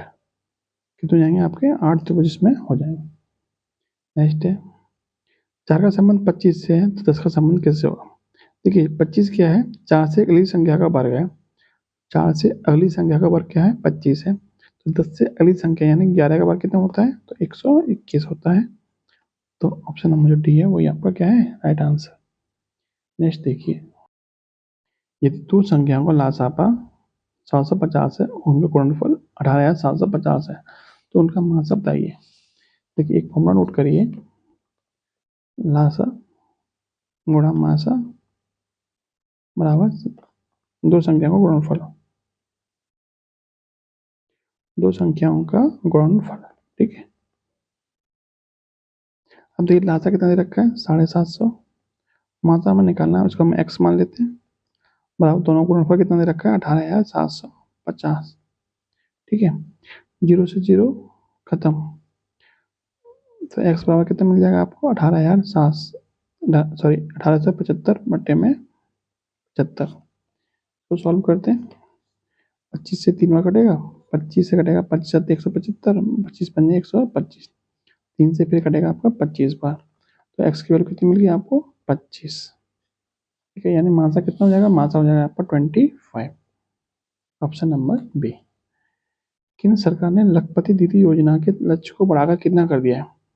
केंद्र सरकार ने ये योजना आपकी अभी इसी बजट में, यानी जो फरवरी में बजट पेश हुआ था उसमें कितनी कर दी गई है? तो 3 करोड़ कर दिया गया है। ठीक है, इस योजना के तहत 5 लाख तक का क्या है, इनको सुविधा दी जाएगी महिलाओं को। ऑप्शन नंबर जो ए है वो आपका क्या है? राइट आंसर है।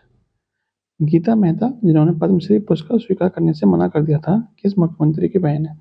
गीता मेहता किनकी बहन है? कमलनाथ, अशोक गहलोत, नवीन पटनायक या फिर देवेंद्र फडणवीस? गीता मेहता किनकी बहन है? तो गीता मेहता बहन है आपकी नवीन पटनायक की, जो कि उड़ीसा के पूर्व पीएम है।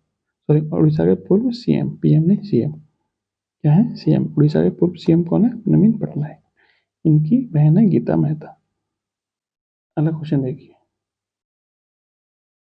देखिए 1+2/1+3/2+1/2 का मान बताइए। ये क्या है? आपकी लैडर भिन्न है या फिर इसको सतत भिन्न भी कहा जाता है। इसको सॉल्व कैसे करते हैं? नीचे की तरफ से सॉल्व करते हैं। ठीक है, इसके बाद एक मेथड और होता है पॉइंट पॉइंट वाला, आप इस तरीके से आपने सीखा होगा। आपको इस तरीके से करने में इसको टाइम ज़्यादा लगेगा। जो आपका देसी तरीका है, मतलब जो आपका बेसिक तरीका है, आप उस तरीके से करेंगे, आप इसको जल्दी कर लेंगे। देखिए कैसे करते हैं इसको, नीचे सॉल्व करिए। तो 2 दूनी 4 और 1 5, 5/2। इस पूरी जगह पे कितना आ जाएगा? 5/2 आ जाएगा। तो ये 3 में 5/2 है, इसका गुणा ऊपर हो जाएगा, तो कितना जाएगा ये? तो ये हो जाएगा आपका, यहाँ से पूरा लिख लीजिए, 1+2/1 ये आपका 3 है ना, 3 की जगह पे कितना जाएगा? 3 × 2/5 इतना आ जाएगा, क्योंकि इस पूरी पे कितना आ जाएगा? 5/2 आ जाएगा। तब चूंकि ये 3 के बट्टे में है तो ये उल्टा करके 2/5 हो जाएगा, तो यहाँ से कितना मिल जाएगा? 3 दूनी 6/5। अब 6/5 यहाँ कितना है? 1+6/5, 5 एकम 5 और 6 11, 11/5, यानी इस पूरी जगह पे कितना आ जाएगा आपका? 11/5। ठीक है, अब 2 बट्टे में 11/5 है, तो उल्टा करके कितना हो जाएगा? 5/11। अब इससे आगे यहाँ देखिए, तो ये हो जाएगा आपका 1+2/11/5, ये था आपका यहाँ पे।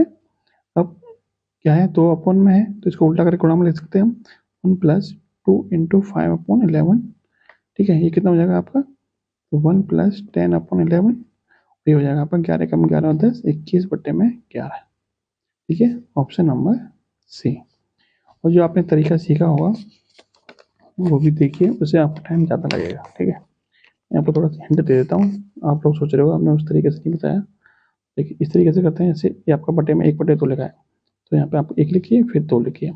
कितने प्लस हैं? 1 2 3 है, तो 1 3 पॉइंट लिखिए इस तरह से। ठीक है, आपने इस तरीके से सीखा होगा, तो इस तरीके से जब आप करोगे तो आपका टाइम ज़्यादा लगेगा इसमें बजाय इसके। तो आपको कम समय लगाना है, ना कि आपको वहाँ पे ज्ञान दिखाना है पेपर में। नेक्स्ट देखिए, एक व्यक्ति किस अनुपात में 11.10 प्रति किलोग्राम वाली दाल को 15.20 प्रति किलोग्राम वाली दाल के साथ मिलाए ताकि मिश्रण की कीमत 13.20 प्रति किलोग्राम हो जाए। कुछ नहीं करना आपको, इसमें सिर्फ एलिगेशन लगा देना है, आपका आंसर निकल के आ जाएगा। देखिए कितना मूल्य है, एक मूल्य आपका 11.10, एक है आपका 15.20 और पूरे मिश्रण का कितना है तो 13.20। इसको इसमें से घटाइए, इसको इसमें से घटाइए, तो 15.20 में से 13.20 घटाएंगे कितना बचेगा 2.0 और 13.20 में से 11.10 घटाएंगे तो कितना बचेगा आपका ये, तो ये बचेगा आपका 2.1। क्लियर। अब ये आपका ऊपर निकल के आ जाएगा, तो पॉइंट हटाएंगे यहाँ पे, यहाँ से पॉइंट हटाएंगे तो कितना आ जाएगा, ये बचेगा आपका 20 और ये बचेगा आपका 21। दोनों का अनुपात कितना आ गया 20:21। ठीक है, 20:21, ऑप्शन नंबर डी। नेक्स्ट देखिए, निम्नलिखित प्रश्न में दिए विकल्पों में से संबंधित शब्द को चुनिए। कमीज का संबंध किससे, वस्त्र से। गले का हार क्या है, तो वो आपको, कमीज क्या एक प्रकार का वस्त्र है और गले का हार क्या एक प्रकार का गहना है, तो ऑप्शन नंबर जो 2 है वो आपका ठीक है। नेक्स्ट है, मैसिडोनिया देश का नाम बदलकर क्या हो गया। तो जो मैसिडोनिया देश था उसका नया नाम क्या हो गया, उसका नया नाम हो गया उत्तरी मैसिडोनिया। उत्तरी मैसिडोनिया। मैसिडोनिया देश कहाँ पर है, तो आपको मैं थोड़ा लोकेशन बता देता हूँ। जो आपका यूरोप है, यानी कि दक्षिणी पूर्वी यूरोप में स्थित है आपका मैसिडोनिया देश। ठीक है, इसका नया नाम क्या हो गया, नया नाम हो गया उत्तरी मैसिडोनिया। जैव ईंधन जिसके बीज से प्राप्त होता है, जामुन, चक्रौंधा, जट्रोफा या फिर जुनिपर। जैव ईंधन किससे प्राप्त होता है, तो जट्रोफा के बीज से प्राप्त होता है, इससे आप डीजल प्राप्त कर सकते हैं। ठीक है, भारत में पाया जाता है आपका और अफ्रीका महाद्वीप में भी पाया जाता है। क्लियर। नीचे दिए गए कागज को बिंदुमय रेखा के प्रथम मोड़ने पर वो कैसा दिखाई देगा। क्वेश्चन देखते हैं। देखिए ये है, आपको बोला कि इस बीच पर लाइन से इसको मोड़ा जाए कागज को तो कैसे दिखाई देगा। जब इसको मोड़ेंगे तो इसके ऊपर दिखाई देगा, यानी कि आपका आकृति ये नहीं दिखाई देगी, ये भी नहीं और ये भी नहीं, सिर्फ ये वाली आकृति आपको दिखाई देगी। Option number 2। नेक्स्ट है, लुप्त पद ज्ञात करें। 1, 5, 25, 3, 12, 48, 5, 15 क्वेश्चन मार्क। तो क्वेश्चन मार्क के स्थान पर क्या आएगा, देखिए कैसे बनाए। आपका 1 का 5 गुना 5, 5 का 5 गुना 25। ठीक है, यानी इसका ये इसमें 5 में गुणा किया है, फिर 5 का फिर 5 में गुणा किया है। ठीक है, 3 का 4 गुना, 12 का 4 गुना, 5 का 3 गुना, तो 15 का भी 3 गुना होगा। कितना आएगा यहाँ पे आपका, ये 45 आ जाएगा। Option number 2। यानी इसका 5 गुना हुआ तो यहाँ पे 5 गुना किया, इसका ये 4 गुना हुआ तो यहाँ पे भी 4 गुना किया, इसका यहाँ पे 3 गुना हुआ तो यहाँ पे भी 3 गुना होगा। कितना हो जाएगा, ये 45। अगले प्रश्न देखते हैं। यदि ए की पावर 4, यदि ए बराबर 4 की पावर 5 गुणा 7 की पावर 3 बी के बराबर इतना है, तो ए इंटू बी का मान कितना होगा। ए इंटू बी का मान कैसे निकालेंगे, दोनों गुणा कर देंगे। देखिए ए का मान कितना है, ए का मान है 4 की पावर 5 गुणा 7 की पावर 3। बी का मान कितना है, तो बी का मान है आपका 7 की पावर 2 गुणा 4 की पावर 6। अब देखिए बेस समान होता है तो घातांक गुणा में क्या होती है, जुड़ जाती है। 4 की पावर 5 और 4 की पावर 6 कितना हो जाएगा, 4 की पावर 11। 7 की पावर 3 गुणा 7 की पावर 2 कितना हो जाएगा, 7 की पावर 5। ये यहाँ पर क्या बनेगा, राइट आंसर ऑप्शन नंबर 1। काला आजार ज्वर का संचरण होता है घरेलू मक्खी काटने से, सीसी मक्खी काटने से और सिकता मच्छी काटने से या फिर ड्रैगन फ्लाई मक्खी काटने से। तो जो काला आजार ज्वर होता है आपका लेशमेनिया आपका जो जीवाणु होता है उसकी वजह से आपका ये फैलता है। किस मक्खी के इसमें भाग कौन होता है, इसमें भाग होता है आपका सीसी मक्खी, जिसको हम बलुई मक्खी भी कहते हैं। ठीक है, इसको बोलते हैं आपकी सैंड फ्लाई। ठीक है, इंग्लिश में इसको बोलते हैं सैंड फ्लाई। सीसी मक्खी इसका भाग होती है आपकी लिस्मानिया, इसका क्या होता है, ये इसका रोगजनक होता है। ठीक है, भाग कौन होता है, तो सीसी मक्खी होती है। नेक्स्ट है, ढलमा लोहे में कार्बन का प्रतिशत कितना होता है। तो देखिए ढलमा लोहे में जो कार्बन का परसेंट होता है वो 2 से 4% के बीच में होता है। क्योंकि आपका ऑप्शन में कहीं भी नहीं है, लेकिन ये जो ऑप्शन है आपका वो आपका इसमें आप मैच कर सकते हैं कि 3 से 4% के 3 से 5% के बीच में आपका ये आ जाएगा, क्योंकि 204% के बीच में होता है, लेकिन 3 से 5 के बीच में आप ऑप्शन को उसको लगा सकते हैं। ठीक है, ऑप्शन नंबर ए। अगला प्रश्न देखिए, 21 + 24 + 27 + 51 का मान क्या है? इस चीज़ का मान कैसे निकालते हैं?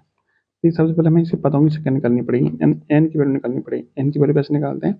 तो पदों की संख्या निकालने का फॉर्मूला क्या होता है? अंतिम पद माइनस के प्रथम पद बटे में सार्व अंतर +1, यानी कि लास्ट माइनस के फर्स्ट अपॉन में डिफरेंस प्लस के 1। लास्ट पद कौन सा है? 51 है। फर्स्ट पद कौन सा है? 21 है। और हर एक पद के बीच में कितने कितने का अंतर है? 21 से 24 3 का अंतर है, प्लस का 1 कर दीजिए। ठीक है, कितना हो जाएगा आपका? 51 में से 21 जाएंगे 30, 30 बट्टे में 3 प्लस का 1 कितना हो जाएगा?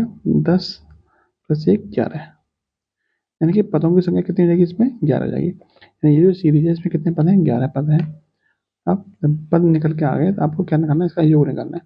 योग बराबर क्या होता है? योग बराबर होता है फर्स्ट प्लस लास्ट, यानी कि first plus last upon 2 into में एन।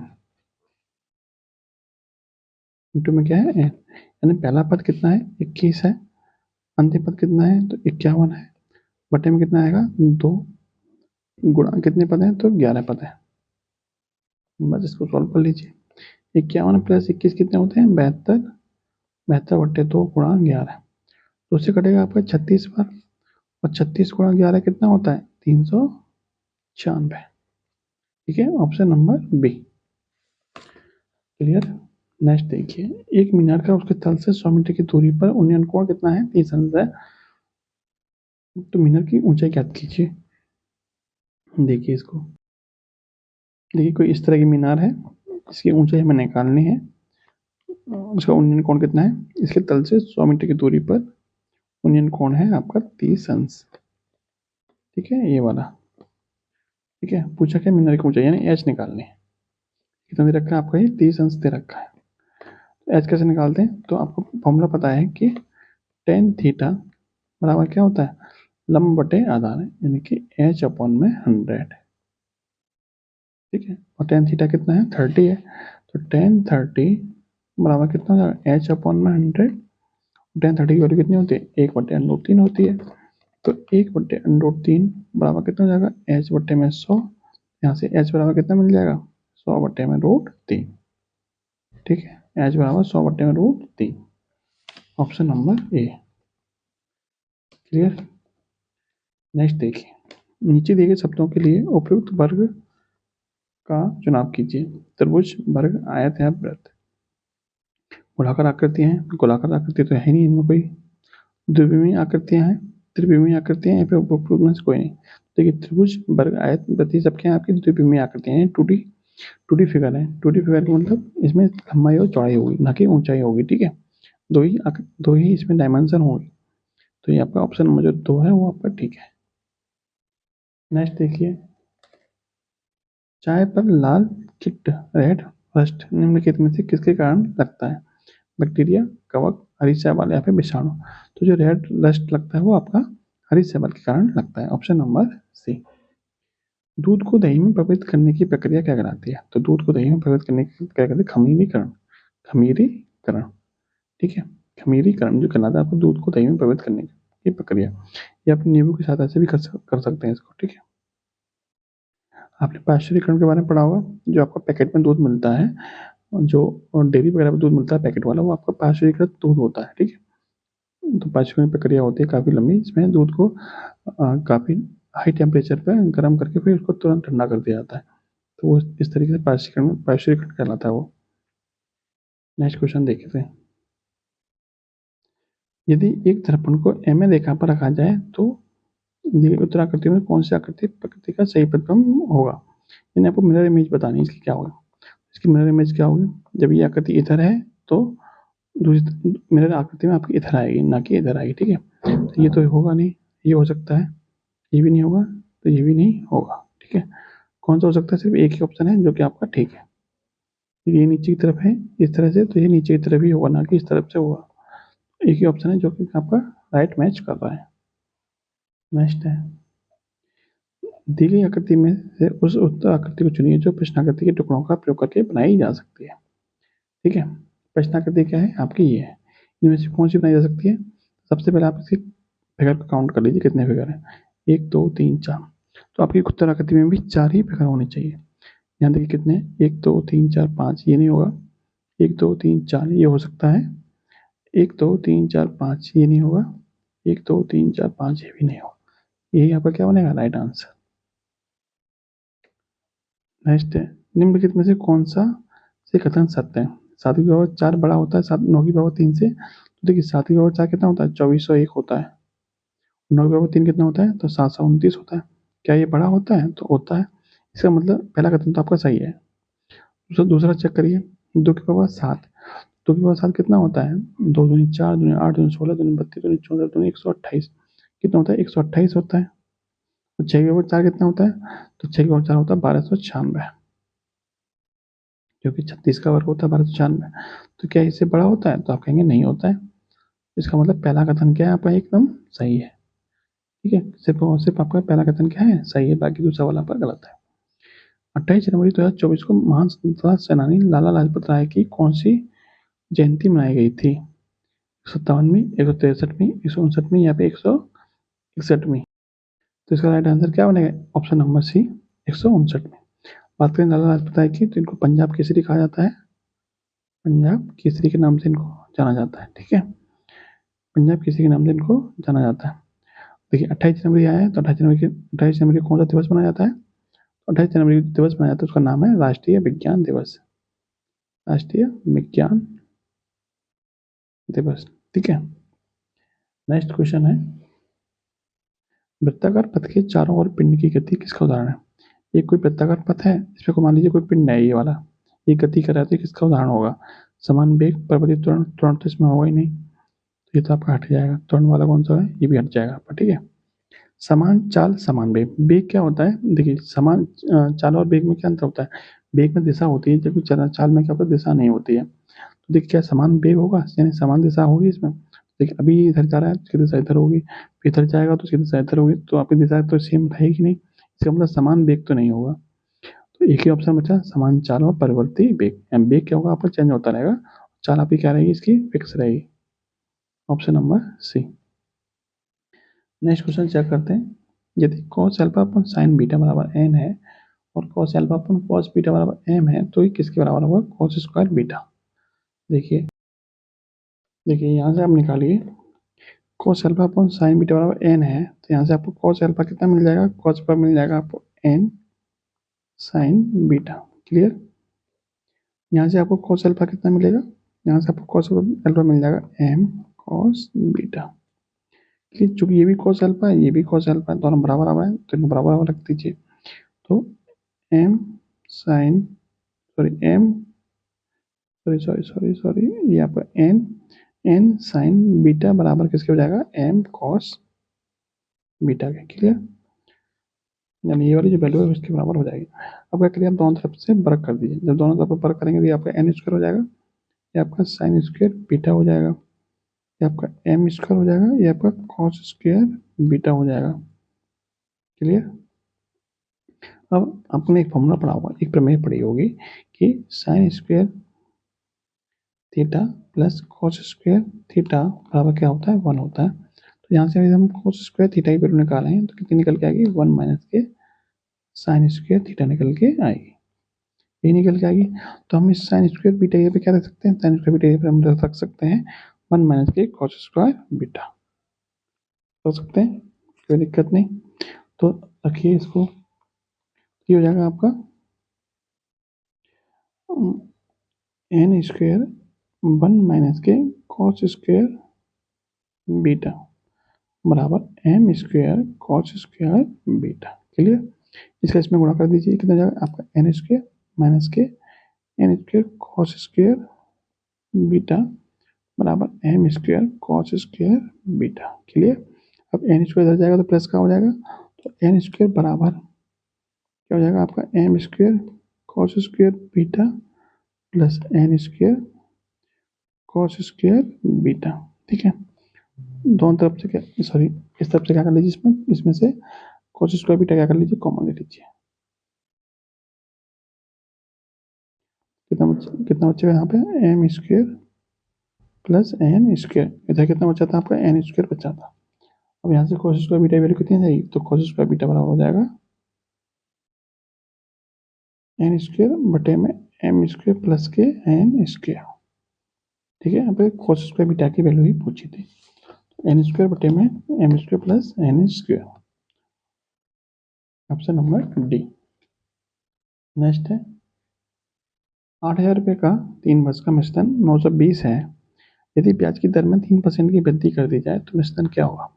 देखिए मिश्रण का फर्क क्यों पड़ेगा, क्योंकि जो ब्याज की दर है वो 3% बढ़ा देगी, इसलिए मिश्रण में आपका 3% बढ़ जाएगा। ठीक है, तो 800 का 3% कितना होता है, 800 का 3% होता है 3 साल के लिए। तो ये हो जाएगा आपका 800 का 3% 3 साल के लिए ब्याज कितना हो जाएगा, ये हो जाएगा आपका 8 तिया 24 दिया, 8 तिया 24, 24 दिया 72, यानी कि 72 रुपये आपको एक्स्ट्रा मिल जाएंगे 3 साल में। किसकी वजह से मिलेंगे, तो 3% दर बढ़ाने की वजह से मिल जाएंगे। तो आपका मिश्रण कितना बढ़ जाएगा, तो आपका मिश्रण आपका 72 रुपये और बढ़ जाएगा। पहले कितना था, पहले आपका 920 था, अब कितना हो जाएगा 920 प्लस 72 यानी कि 992। क्लियर। ऑप्शन देखिए, ऑप्शन नंबर ए। निम्नलिखित विकल्पों में से वो शब्द चुनिए जो दिए गए शब्द के अक्षरों का प्रयोग करके नहीं बनाया जा सकता।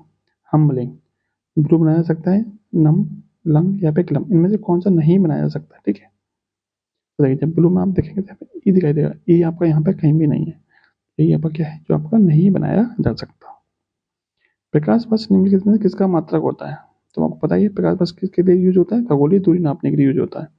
खगोलीय दूरी नापने के लिए यूज होता है प्रकाश वर्ष। इसका मतलब ये किसका मात्रक होता है, तो ये दूरी का मात्रक होता है। प्रकाश वर्ष होता क्या है, एक वर्ष में प्रकाश द्वारा निर्वात में चली गई दूरी क्या कहलाती है, प्रकाश वर्ष कहलाती है। एक वर्ष में निर्वात में प्रकाश द्वारा चली गई दूरी क्या कहलाती है, आपकी प्रकाश वर्ष कहलाती है। एक प्रकाश वर्ष किसके बराबर होता है, तो एक प्रकाश वर्ष बराबर होता है, एक प्रकाश वर्ष बराबर होता है 9.46 इंटू 10⁻15 मीटर। ठीक है, यानी ये दूरी का मात्रक होता है। नेक्स्ट देखिए, बायोगैस बनाने के लिए सामान्यतः प्रयुक्त द्रव्य है। बायोगैस बनाने के लिए किसका प्रयोग करते हैं, पशुओं का अपशिष्ट, सस्य अवशेष, जलीय पादप या फिर वन अवशेष। तो बायोगैस बनाने के लिए गोबर वगैरह का प्रयोग किया जाता है, जिसको पशुओं का अपशिष्ट बोला जाता है। ठीक है, ऑप्शन नंबर ए। बायोगैस में कौन सी गैस मुख्यतः पाई जाती है, तो मीथेन गैस मुख्यतः पाई जाती है बायोगैस प्लांट में। ठीक है, मीथेन गैस। नेक्स्ट देखिए, कथन 19 वाला क्वेश्चन है। कथन कह रहा है, आवश्यकता के समय काम आने वाले मित्र ही सच्चे मित्र होते हैं। इससे क्या निष्कर्ष निकल सकता है, अच्छे समय में सभी मित्र होते हैं, तो अच्छे समय में सभी मित्र होते ही नहीं होते, ये तो निष्कर्ष नहीं निकल रहा है इससे।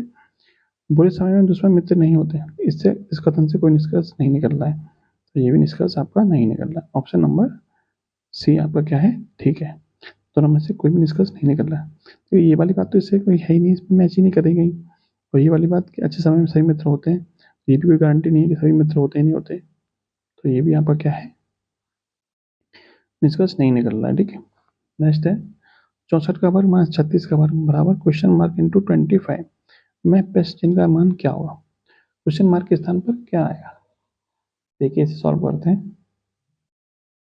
देखिए ये क्वेश्चन है आपका 64 का वर्ग माइनस 36 का वर्ग बराबर क्वेश्चन मार्क इंटू 25। तो क्वेश्चन मार्क के स्थान पर हम मान लेते हैं कि x मान लेते हैं। ठीक है, कितना जाएगा x इंटू 25, यानी आपको x की वैल्यू निकालने क्या आएगी, तो ए स्क्वायर माइनस के बी स्क्वायर बना हुआ फॉर्मूला, ए स्क्वायर माइनस बी स्क्वायर किसका बराबर होता है, A plus B into A minus के बी, यानी कि 64 प्लस के 36 इंटू 64 माइनस के 36, ये किसके बराबर हो जाएगा, x इंटू 25 के बराबर। 64 प्लस 36 कितना होता है, 100 होता है, और 64 माइनस 36 कितना होता है, 64 माइनस 36 होता है आपका 28 बराबर x इंटू 25। 25 से 100 कितना कटेगा आपका, 4 टाइम्स कटेगा, और 4 इंटू 28 कितना होता है, 112। x की वैल्यू कितनी आ गई आपकी, 112। Option number C. ठीक है, नेक्स्ट चेक करिए क्वेश्चन। यदि दो की पावर 32 प्लस 1 किसी संख्या द्वारा पूर्णतः विभाजित है, तो कौन सी संख्या है जो 2 की पावर 32 प्लस 1 से पूर्णतः विभाजित होगी, यानी इन ऑप्शन में से ऐसी कौन सी संख्या है जो इससे पूर्णतः विभाजित हो जाएगी। तो देखिए 2 की पावर 32 प्लस 1 से 2 की पावर 16 माइनस 1 छोटी संख्या है, तो ये तो आपकी कटेगी नहीं। ये भी क्या है, छोटी संख्या है, तो ये भी नहीं कटेगी। बची बात ये 2 की पावर 32 2 की पावर 33 प्लस इंटू 7, ये कटेगी नहीं कटेगी। और आपकी ये 2 ऑप्शन बचे आपके जो कटेंगे या नहीं कटेंगे चेक करने के लिए। तो देखिए इसमें इस तरीके से सवालों में करते कैसे हैं, तो आपने फॉर्मूला पढ़ा हुआ, देखिए आपने फॉर्मूला पढ़ा हुआ A cube plus B cube बराबर किसके होता है, ए प्लस बी ब्रैकेट में A square plus B square minus के ए बी, इसके बराबर होता है। अब देखिए A cube plus B cube जब फॉर्म बन रही है तो यहाँ पे आपके हमेशा ए प्लस बी से क्या होगा, हमेशा हमेशा कटेगा ही कटेगा, ठीक है, क्योंकि इसका मल्टीपल है, कटेगा ही कटेगा। अब आपको जो क्वेश्चन में दे रखा है 2 की पावर 96 प्लस 1, ये आपसे पूछा है कि 2 की पावर 32 प्लस 1 से कटेगा कि नहीं कटेगा, ठीक है। 2 की पावर 96 को मिल सकते हैं 2 की पावर 32 की पावर 3 प्लस 1 की पावर 3, इस तरह से हम लिख सकते हैं इसको। ये फॉर्मूला क्या बन गया, ए की क्यू प्लस बी क्यू। इसमें ए की वैल्यू कितनी है, ए की वैल्यू इसमें 2 की पावर 32 और बी की वैल्यू कितनी है 1, तो ये ए प्लस बी का सॉरी ए का क्यू प्लस बी का क्यू फॉर्मूला बन जाएगा। तो ए का क्यू प्लस बी का क्यू बन गया, तो हमेशा किससे डिवाइड होगा, ये ए प्लस बी से कटेगा ही कटेगा। ए प्लस बी का मतलब क्या, 2 की पावर 32 प्लस 1, क्योंकि ए की वैल्यू ये है बी की वैल्यू ये है, तो इसका मतलब 2 की पावर 32 प्लस 1 से क्या हुआ है, कटेगा ही कटेगा। तो एक ही ऑप्शन ऐसा है जो आपका कटेगा ही कटेगा, ठीक है। यानी 2 की पावर 96 प्लस 1 2 की पावर 32 प्लस 1 से क्या हुआ, कटेगा ही कटेगा। नेक्स्ट चेक करिए, क्वेश्चन है मरकरी है, मरकरी इसको बोलते हैं पारा, इसका संकेत क्या होता है एच जी, इसका इसका आयस क्या होता है सिनेमा, इसका आयस क्या होता है सिनेमा, इसके आयस का नाम क्या होता है सिनेमा होता है। और अमलगम बनाने के लिए इसका प्रयोग किया जाता है, यानी जो मरकरी धातु होती है इसका प्रयोग अमलगम धातु अमलगम बनाने के लिए इसका प्रयोग किया जाता है। अब आते हैं क्वेश्चन पर, मरकरी है, मरकरी क्या है, ठोस धातु है, ठोस धातु है, द्रव धातु है, यहाँ पे द्रव धातु है। तो मरकरी आपकी ये द्रव धातु है, यानी कि कमरे के ताप पर द्रव अवस्था में रहने वाली धातु है, कमरे के ताप पर द्रव अवस्था में रहने वाली ये एकमात्र धातु है, ठीक है मरकरी। नेक्स्ट देखिए, नवाचारों को प्रोत्साहन देने के लिए अदिति योजना के क्षेत्र से संबंधित है। अदिति योजना का संबंध किससे है, रक्षा प्रौद्योगिकी से संबंधित है, जो आपके इसी बजट में इसका मतलब इसका उल्लेख हुआ है, जो आपका 2024 में बजट आया है उसमें इसका उल्लेख है अदिति योजना का। इसका संबंध किससे, रक्षा प्रौद्योगिकी से इसका संबंध है। नेक्स्ट क्वेश्चन देखिए, यदि संख्या 5 के 3 4 6 7 11 से पूर्णतः विभाजित है तो के का मान क्या होगा। देखिए 11 की विभाज्यता का नियम क्या होता है वो देखते हैं इसमें। देखिए आपकी ये संख्या लिखी हुई है, ठीक है 5 के 3 4 6 7, ये किससे विभाजित है, तो आपकी 11 से विभाजित है, ठीक है 11 से विभाजित है आपकी संख्या। अब 11 की विभाज्यता का नियम क्या कहता है कि विषम स्थान वाले अंकों का योग सम स्थान वाले अंकों के योग दोनों का जो अंतर होता है वो 0 के बराबर होना चाहिए या फिर बराबर होना चाहिए। तो 7 और 4 11 प्लस के 11 प्लस के ये किसके बराबर होना चाहिए, तो 5 और 3 8 और 6 14 के बराबर होना चाहिए, यानी इन दोनों का योग इनके योग के बराबर होना चाहिए। 11 प्लस के बराबर 14, तो के की वैल्यू यहाँ से कितनी मिल जाएगी 14 माइनस के 11, जो कितनी होगी आपकी 3 होगी, 3 ही इस क्वेश्चन में क्या बनेगा राइट आंसर। संख्याओं 1 3 5 25 को 5 पर गुणा किया जाए तो गुणनफल के दाईं ओर अंत में शून्यों की संख्या क्या होगी। देखिए शून्यों की संख्या कैसे निकालते हैं, तो शून्यों की संख्या निकालने के जरूरी है कि उसमें आपका 5 होना चाहिए और 2 होना चाहिए, क्योंकि देखिए आपका 10 है, 10 में एक शून्य होता है और 10 बनता कैसे है 2 गुणा 5 से बनता है। तो शून्य की संख्या निकालने के लिए हमें 2 की जरूरत पड़ती है और 5 की जरूरत पड़ती है। अब जो आपको दे रखा है 1 3 5 25 को गुणा कर दिया जाए, मान लीजिए गुणा कर दिया जाए आपस में, तो इसमें शून्य कितने होंगे। देखिए ये तो आपकी क्या है विषम संख्या है, इसमें सम संख्या तो कहीं है भी नहीं, 2 तो इसमें कहीं है ही नहीं, जब 2 ही नहीं होगा तो इसमें जीरो जीरो कहाँ से बन जाएगा, तो जब जीरो नहीं बनेगा तो इसमें शून्य कितने होंगे, शून्य आपके 0 ही होंगे। क्लियर। नेक्स्ट प्रश्न देखते हैं, देखिए कथन और निष्कर्ष वाला क्वेश्चन है, कोई भी खेत घर नहीं है। कोई भी खेत क्या है? कोई भी खेत घर नहीं है। तो घर अलग होगा, खेत अलग होगा। सभी खेत क्या है? पार्क है। तो सभी खेत क्या है? पार्क है। तो ये कोला किसका हो जाएगा? पार्क का हो जाएगा। सभी खेत क्या है? पार्क है। ठीक है, अब देखते हैं निष्कर्ष।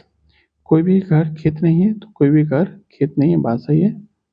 कुछ पार्क खेत हैं, तो कुछ पार्क खेत हैं, ये बात भी सही है। कुछ घर खेत हैं, तो कुछ घर खेत हैं, तो नहीं है। सिर्फ और सिर्फ क्या है? पहला और दूसरा निष्कर्ष क्या है? निकल रहा है, बाकी कोई भी निष्कर्ष नहीं निकल रहा है। ठीक है, ऑप्शन नंबर 2। नेक्स्ट क्वेश्चन देखते हैं। हेनले पासपोर्ट इंडेक्स 2024 में भारत की रैंक कौन सी है? 84 में, 85 में, 86 में या फिर 87 में? तो देखिए इनमें से कोई सी भी भारत की रैंक नहीं है। ठीक है, भारत की रैंक आई है हेनले पासपोर्ट इंडेक्स में 2024 वाले में, वो कितनी आई है? वो आपकी 82 रैंक आई है। ठीक है, नंबर 1 पे कौन आया? तो फर्स्ट रैंक आई है आपकी सिंगापुर की। ठीक है, फर्स्ट रैंक सिंगापुर की है और 82वें नंबर पे कौन है? आपका इंडिया है। तो 82वें नंबर पे इंडिया हो गया, पहले नंबर पे हो गया सिंगापुर। ठीक है, ये पासपोर्ट इंडेक्स क्या दिखाता है? किस देश का पासपोर्ट कितना मजबूत है, ये आपका पासपोर्ट इंडेक्स शो करता है। नेक्स्ट, निम्न में से कौन पारिस्थितिकी तंत्र के अजैविक घटक है? अजैविक घटक मतलब जिसमें जीवन नहीं है। जल, कार्बनिक पदार्थ, प्रकाश या फिर ये सभी? तो ये सब क्या हो जाएंगे? अजैविक घटक ही हैं। तो ऑप्शन नंबर आपका 4 क्या है? सही है। जैविक घटक कौन कौन से होते हैं? तो जैविक घटक भी नोट कर लीजिए, जैसे आपके जीव जंतु हो गए, पेड़ पौधे हो गए। ठीक है, ये आपके क्या आएंगे? आपके जैविक घटक के अंतर्गत आएंगे। ठीक है, जंतु, पेड़ पौधे आपके और बैक्टीरिया वगैरह सब इसमें आते हैं, जैविक घटक में आते हैं। और अजैविक घटक कौन से हो जाएंगे? जल, कार्बनिक पदार्थ, प्रकाश, ये सब क्या है? जैविक घटक है। अगले क्वेश्चन देखिए। क्वेश्चन है, निम्न में कौन सा आरेख क्रिकेट खेल और अंगूठी के बीच संबंध दर्शाता है? देखिए क्रिकेट क्या एक प्रकार खेल है? क्रिकेट एक प्रकार क्या है? खेल है। तो ये खेल वाला इस तरह से बनेगा खोला, एक स्पोर्ट्स वाला हो जाएगा और यहाँ पर क्रिकेट वाला हो जाएगा। और अंगूठी क्या है? अंगूठी आपका अलग है, तो अंगूठी वाला अलग हो जाएगा। तो इस तरह से डायग्राम बनेगा आपका। ऑप्शन नंबर जो ए में है। नेक्स्ट है, दिए गए विकल्पों में से कौन से विकल्प में दिए गए अक्षर अंग्रेजी वर्णमाला में जी और एस के ठीक बीच में है? देखिए जी और एस के ठीक बीच में कौन आएगा? तो जी का नंबर होता है 7वां, एस का नंबर होता है 19वां। इनके बीच में आने का मतलब क्या? इनका औसत कितना हो जाएगा? 19 और 7 का मतलब 26, 26/2 यानी कि 13। तो जो लेटर आपका 13वें नंबर पे होगा वही आपका क्या होगा? इन दोनों के बीच में होगा। 13वें नंबर पे कौन सा होता है? 13वें नंबर पे आपका एम होता है। इस तरीके से आप निकाल सकते हो। यदि इस तरीके से समझ में नहीं आ रहा है आपको, तो आप सारे लेटर लिख लीजिए जी और एस तक, उसमें देख लीजिए बीच में कौन सा आएगा, तो बीच में आपका एम ही आएगा। ठीक है, इस तरीके से करिए, बल्कि आप मैथ का यूज कर सकते हैं इसमें। तो 7वें नंबर पर जी आता है और एस एस आता है 19वें नंबर पे। बीच में पूछा है, बीच का मतलब क्या होता है? औसत होता है, मध्य, माध्य होता है। माध्य कैसे निकालते हैं? दोनों को जोड़ के आधा कर दीजिए। 7 और 19 का आधा 26 का आधा कितना होता है? 13। 13वें नंबर पे क्या आता है? आपका एम आता है, जो कि आपका राइट आंसर है। नेक्स्ट देखिए, यदि अंडर में 3 की पावर n है जो कि 243 के बराबर है, तो n का मान क्या होगा? देखिए इसको हम ले सकते हैं, अंडर 3 की पावर n को हम ले सकते हैं, इसको तो ऐसे रहने दीजिए। ठीक है, 243 को हम ले सकते हैं 3 की पावर 4, क्योंकि सॉरी 3 की पावर 5, 3 की पावर 5 होता है 243। 243 कितना होता है? 3 की पावर 5 होता है।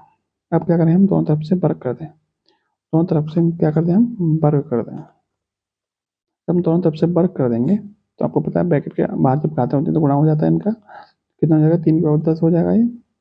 और ये वर्ग से इधर वर्ग से वर्गमूल आपका क्या हो जाएगा? खत्म हो जाएगा। ये कितना बचेगा आपका? 3 की पावर n बचेगा। 3 की पावर n बराबर 3 की पावर 10। इसका मतलब n बराबर यहाँ से कितना हो जाएगा? जब बेस समान हो तो घाते में क्या होती हैं? समान होती हैं। इसका मतलब n बराबर यहाँ से कितना मिल जाएगा? आपका 10 मिल जाएगा। Option number D. Clear? Option number D. Next है, निम्न में से कौन लॉन्ग वॉक टू फ्रीडम पुस्तक के लेखक है? लॉन्ग वॉक टू फ्रीडम पुस्तक किनकी है? तो नेल्सन मंडेला की है, जो कि अब मैंने आपको पिछले प्रैक्टिस सेटों में बताया हुआ है। इस क्वेश्चन का राइट आंसर क्या होगा? Nelson Mandela, option number C. Nelson Mandela कहाँ के थे? तो अफ्रीका, दक्षिण अफ्रीका के थे। दक्षिण अफ्रीका। इनको दक्षिण अफ्रीका का गांधी भी कहा जाता है, नेल्सन मंडेला को। नेक्स्ट देखिए, लास्ट क्वेश्चन है इस प्रैक्टिस सेट का। मेरा गांव मेरा गौरव योजना किस मंत्रालय के अंतर्गत संचालित की जाती है? कृषि एवं किसान कल्याण मंत्रालय, वित्त मंत्रालय, मानव संसाधन विकास मंत्रालय या फिर ऊर्जा मंत्रालय। तो ये जो योजना है मेरा गांव मेरा गौरव योजना किस मंत्रालय के तहत है? तो ये आपकी कृषि एवं किसान कल्याण मंत्रालय के अंतर्गत आती है। तो ये था आज का प्रैक्टिस सेट नंबर 4। वीडियो आपको अच्छी लगी हो तो लाइक और शेयर भी कीजिएगा, और चैनल को अभी तक सब्सक्राइब नहीं किया सब्सक्राइब कर लीजिए। जय हिंद, जय भारत।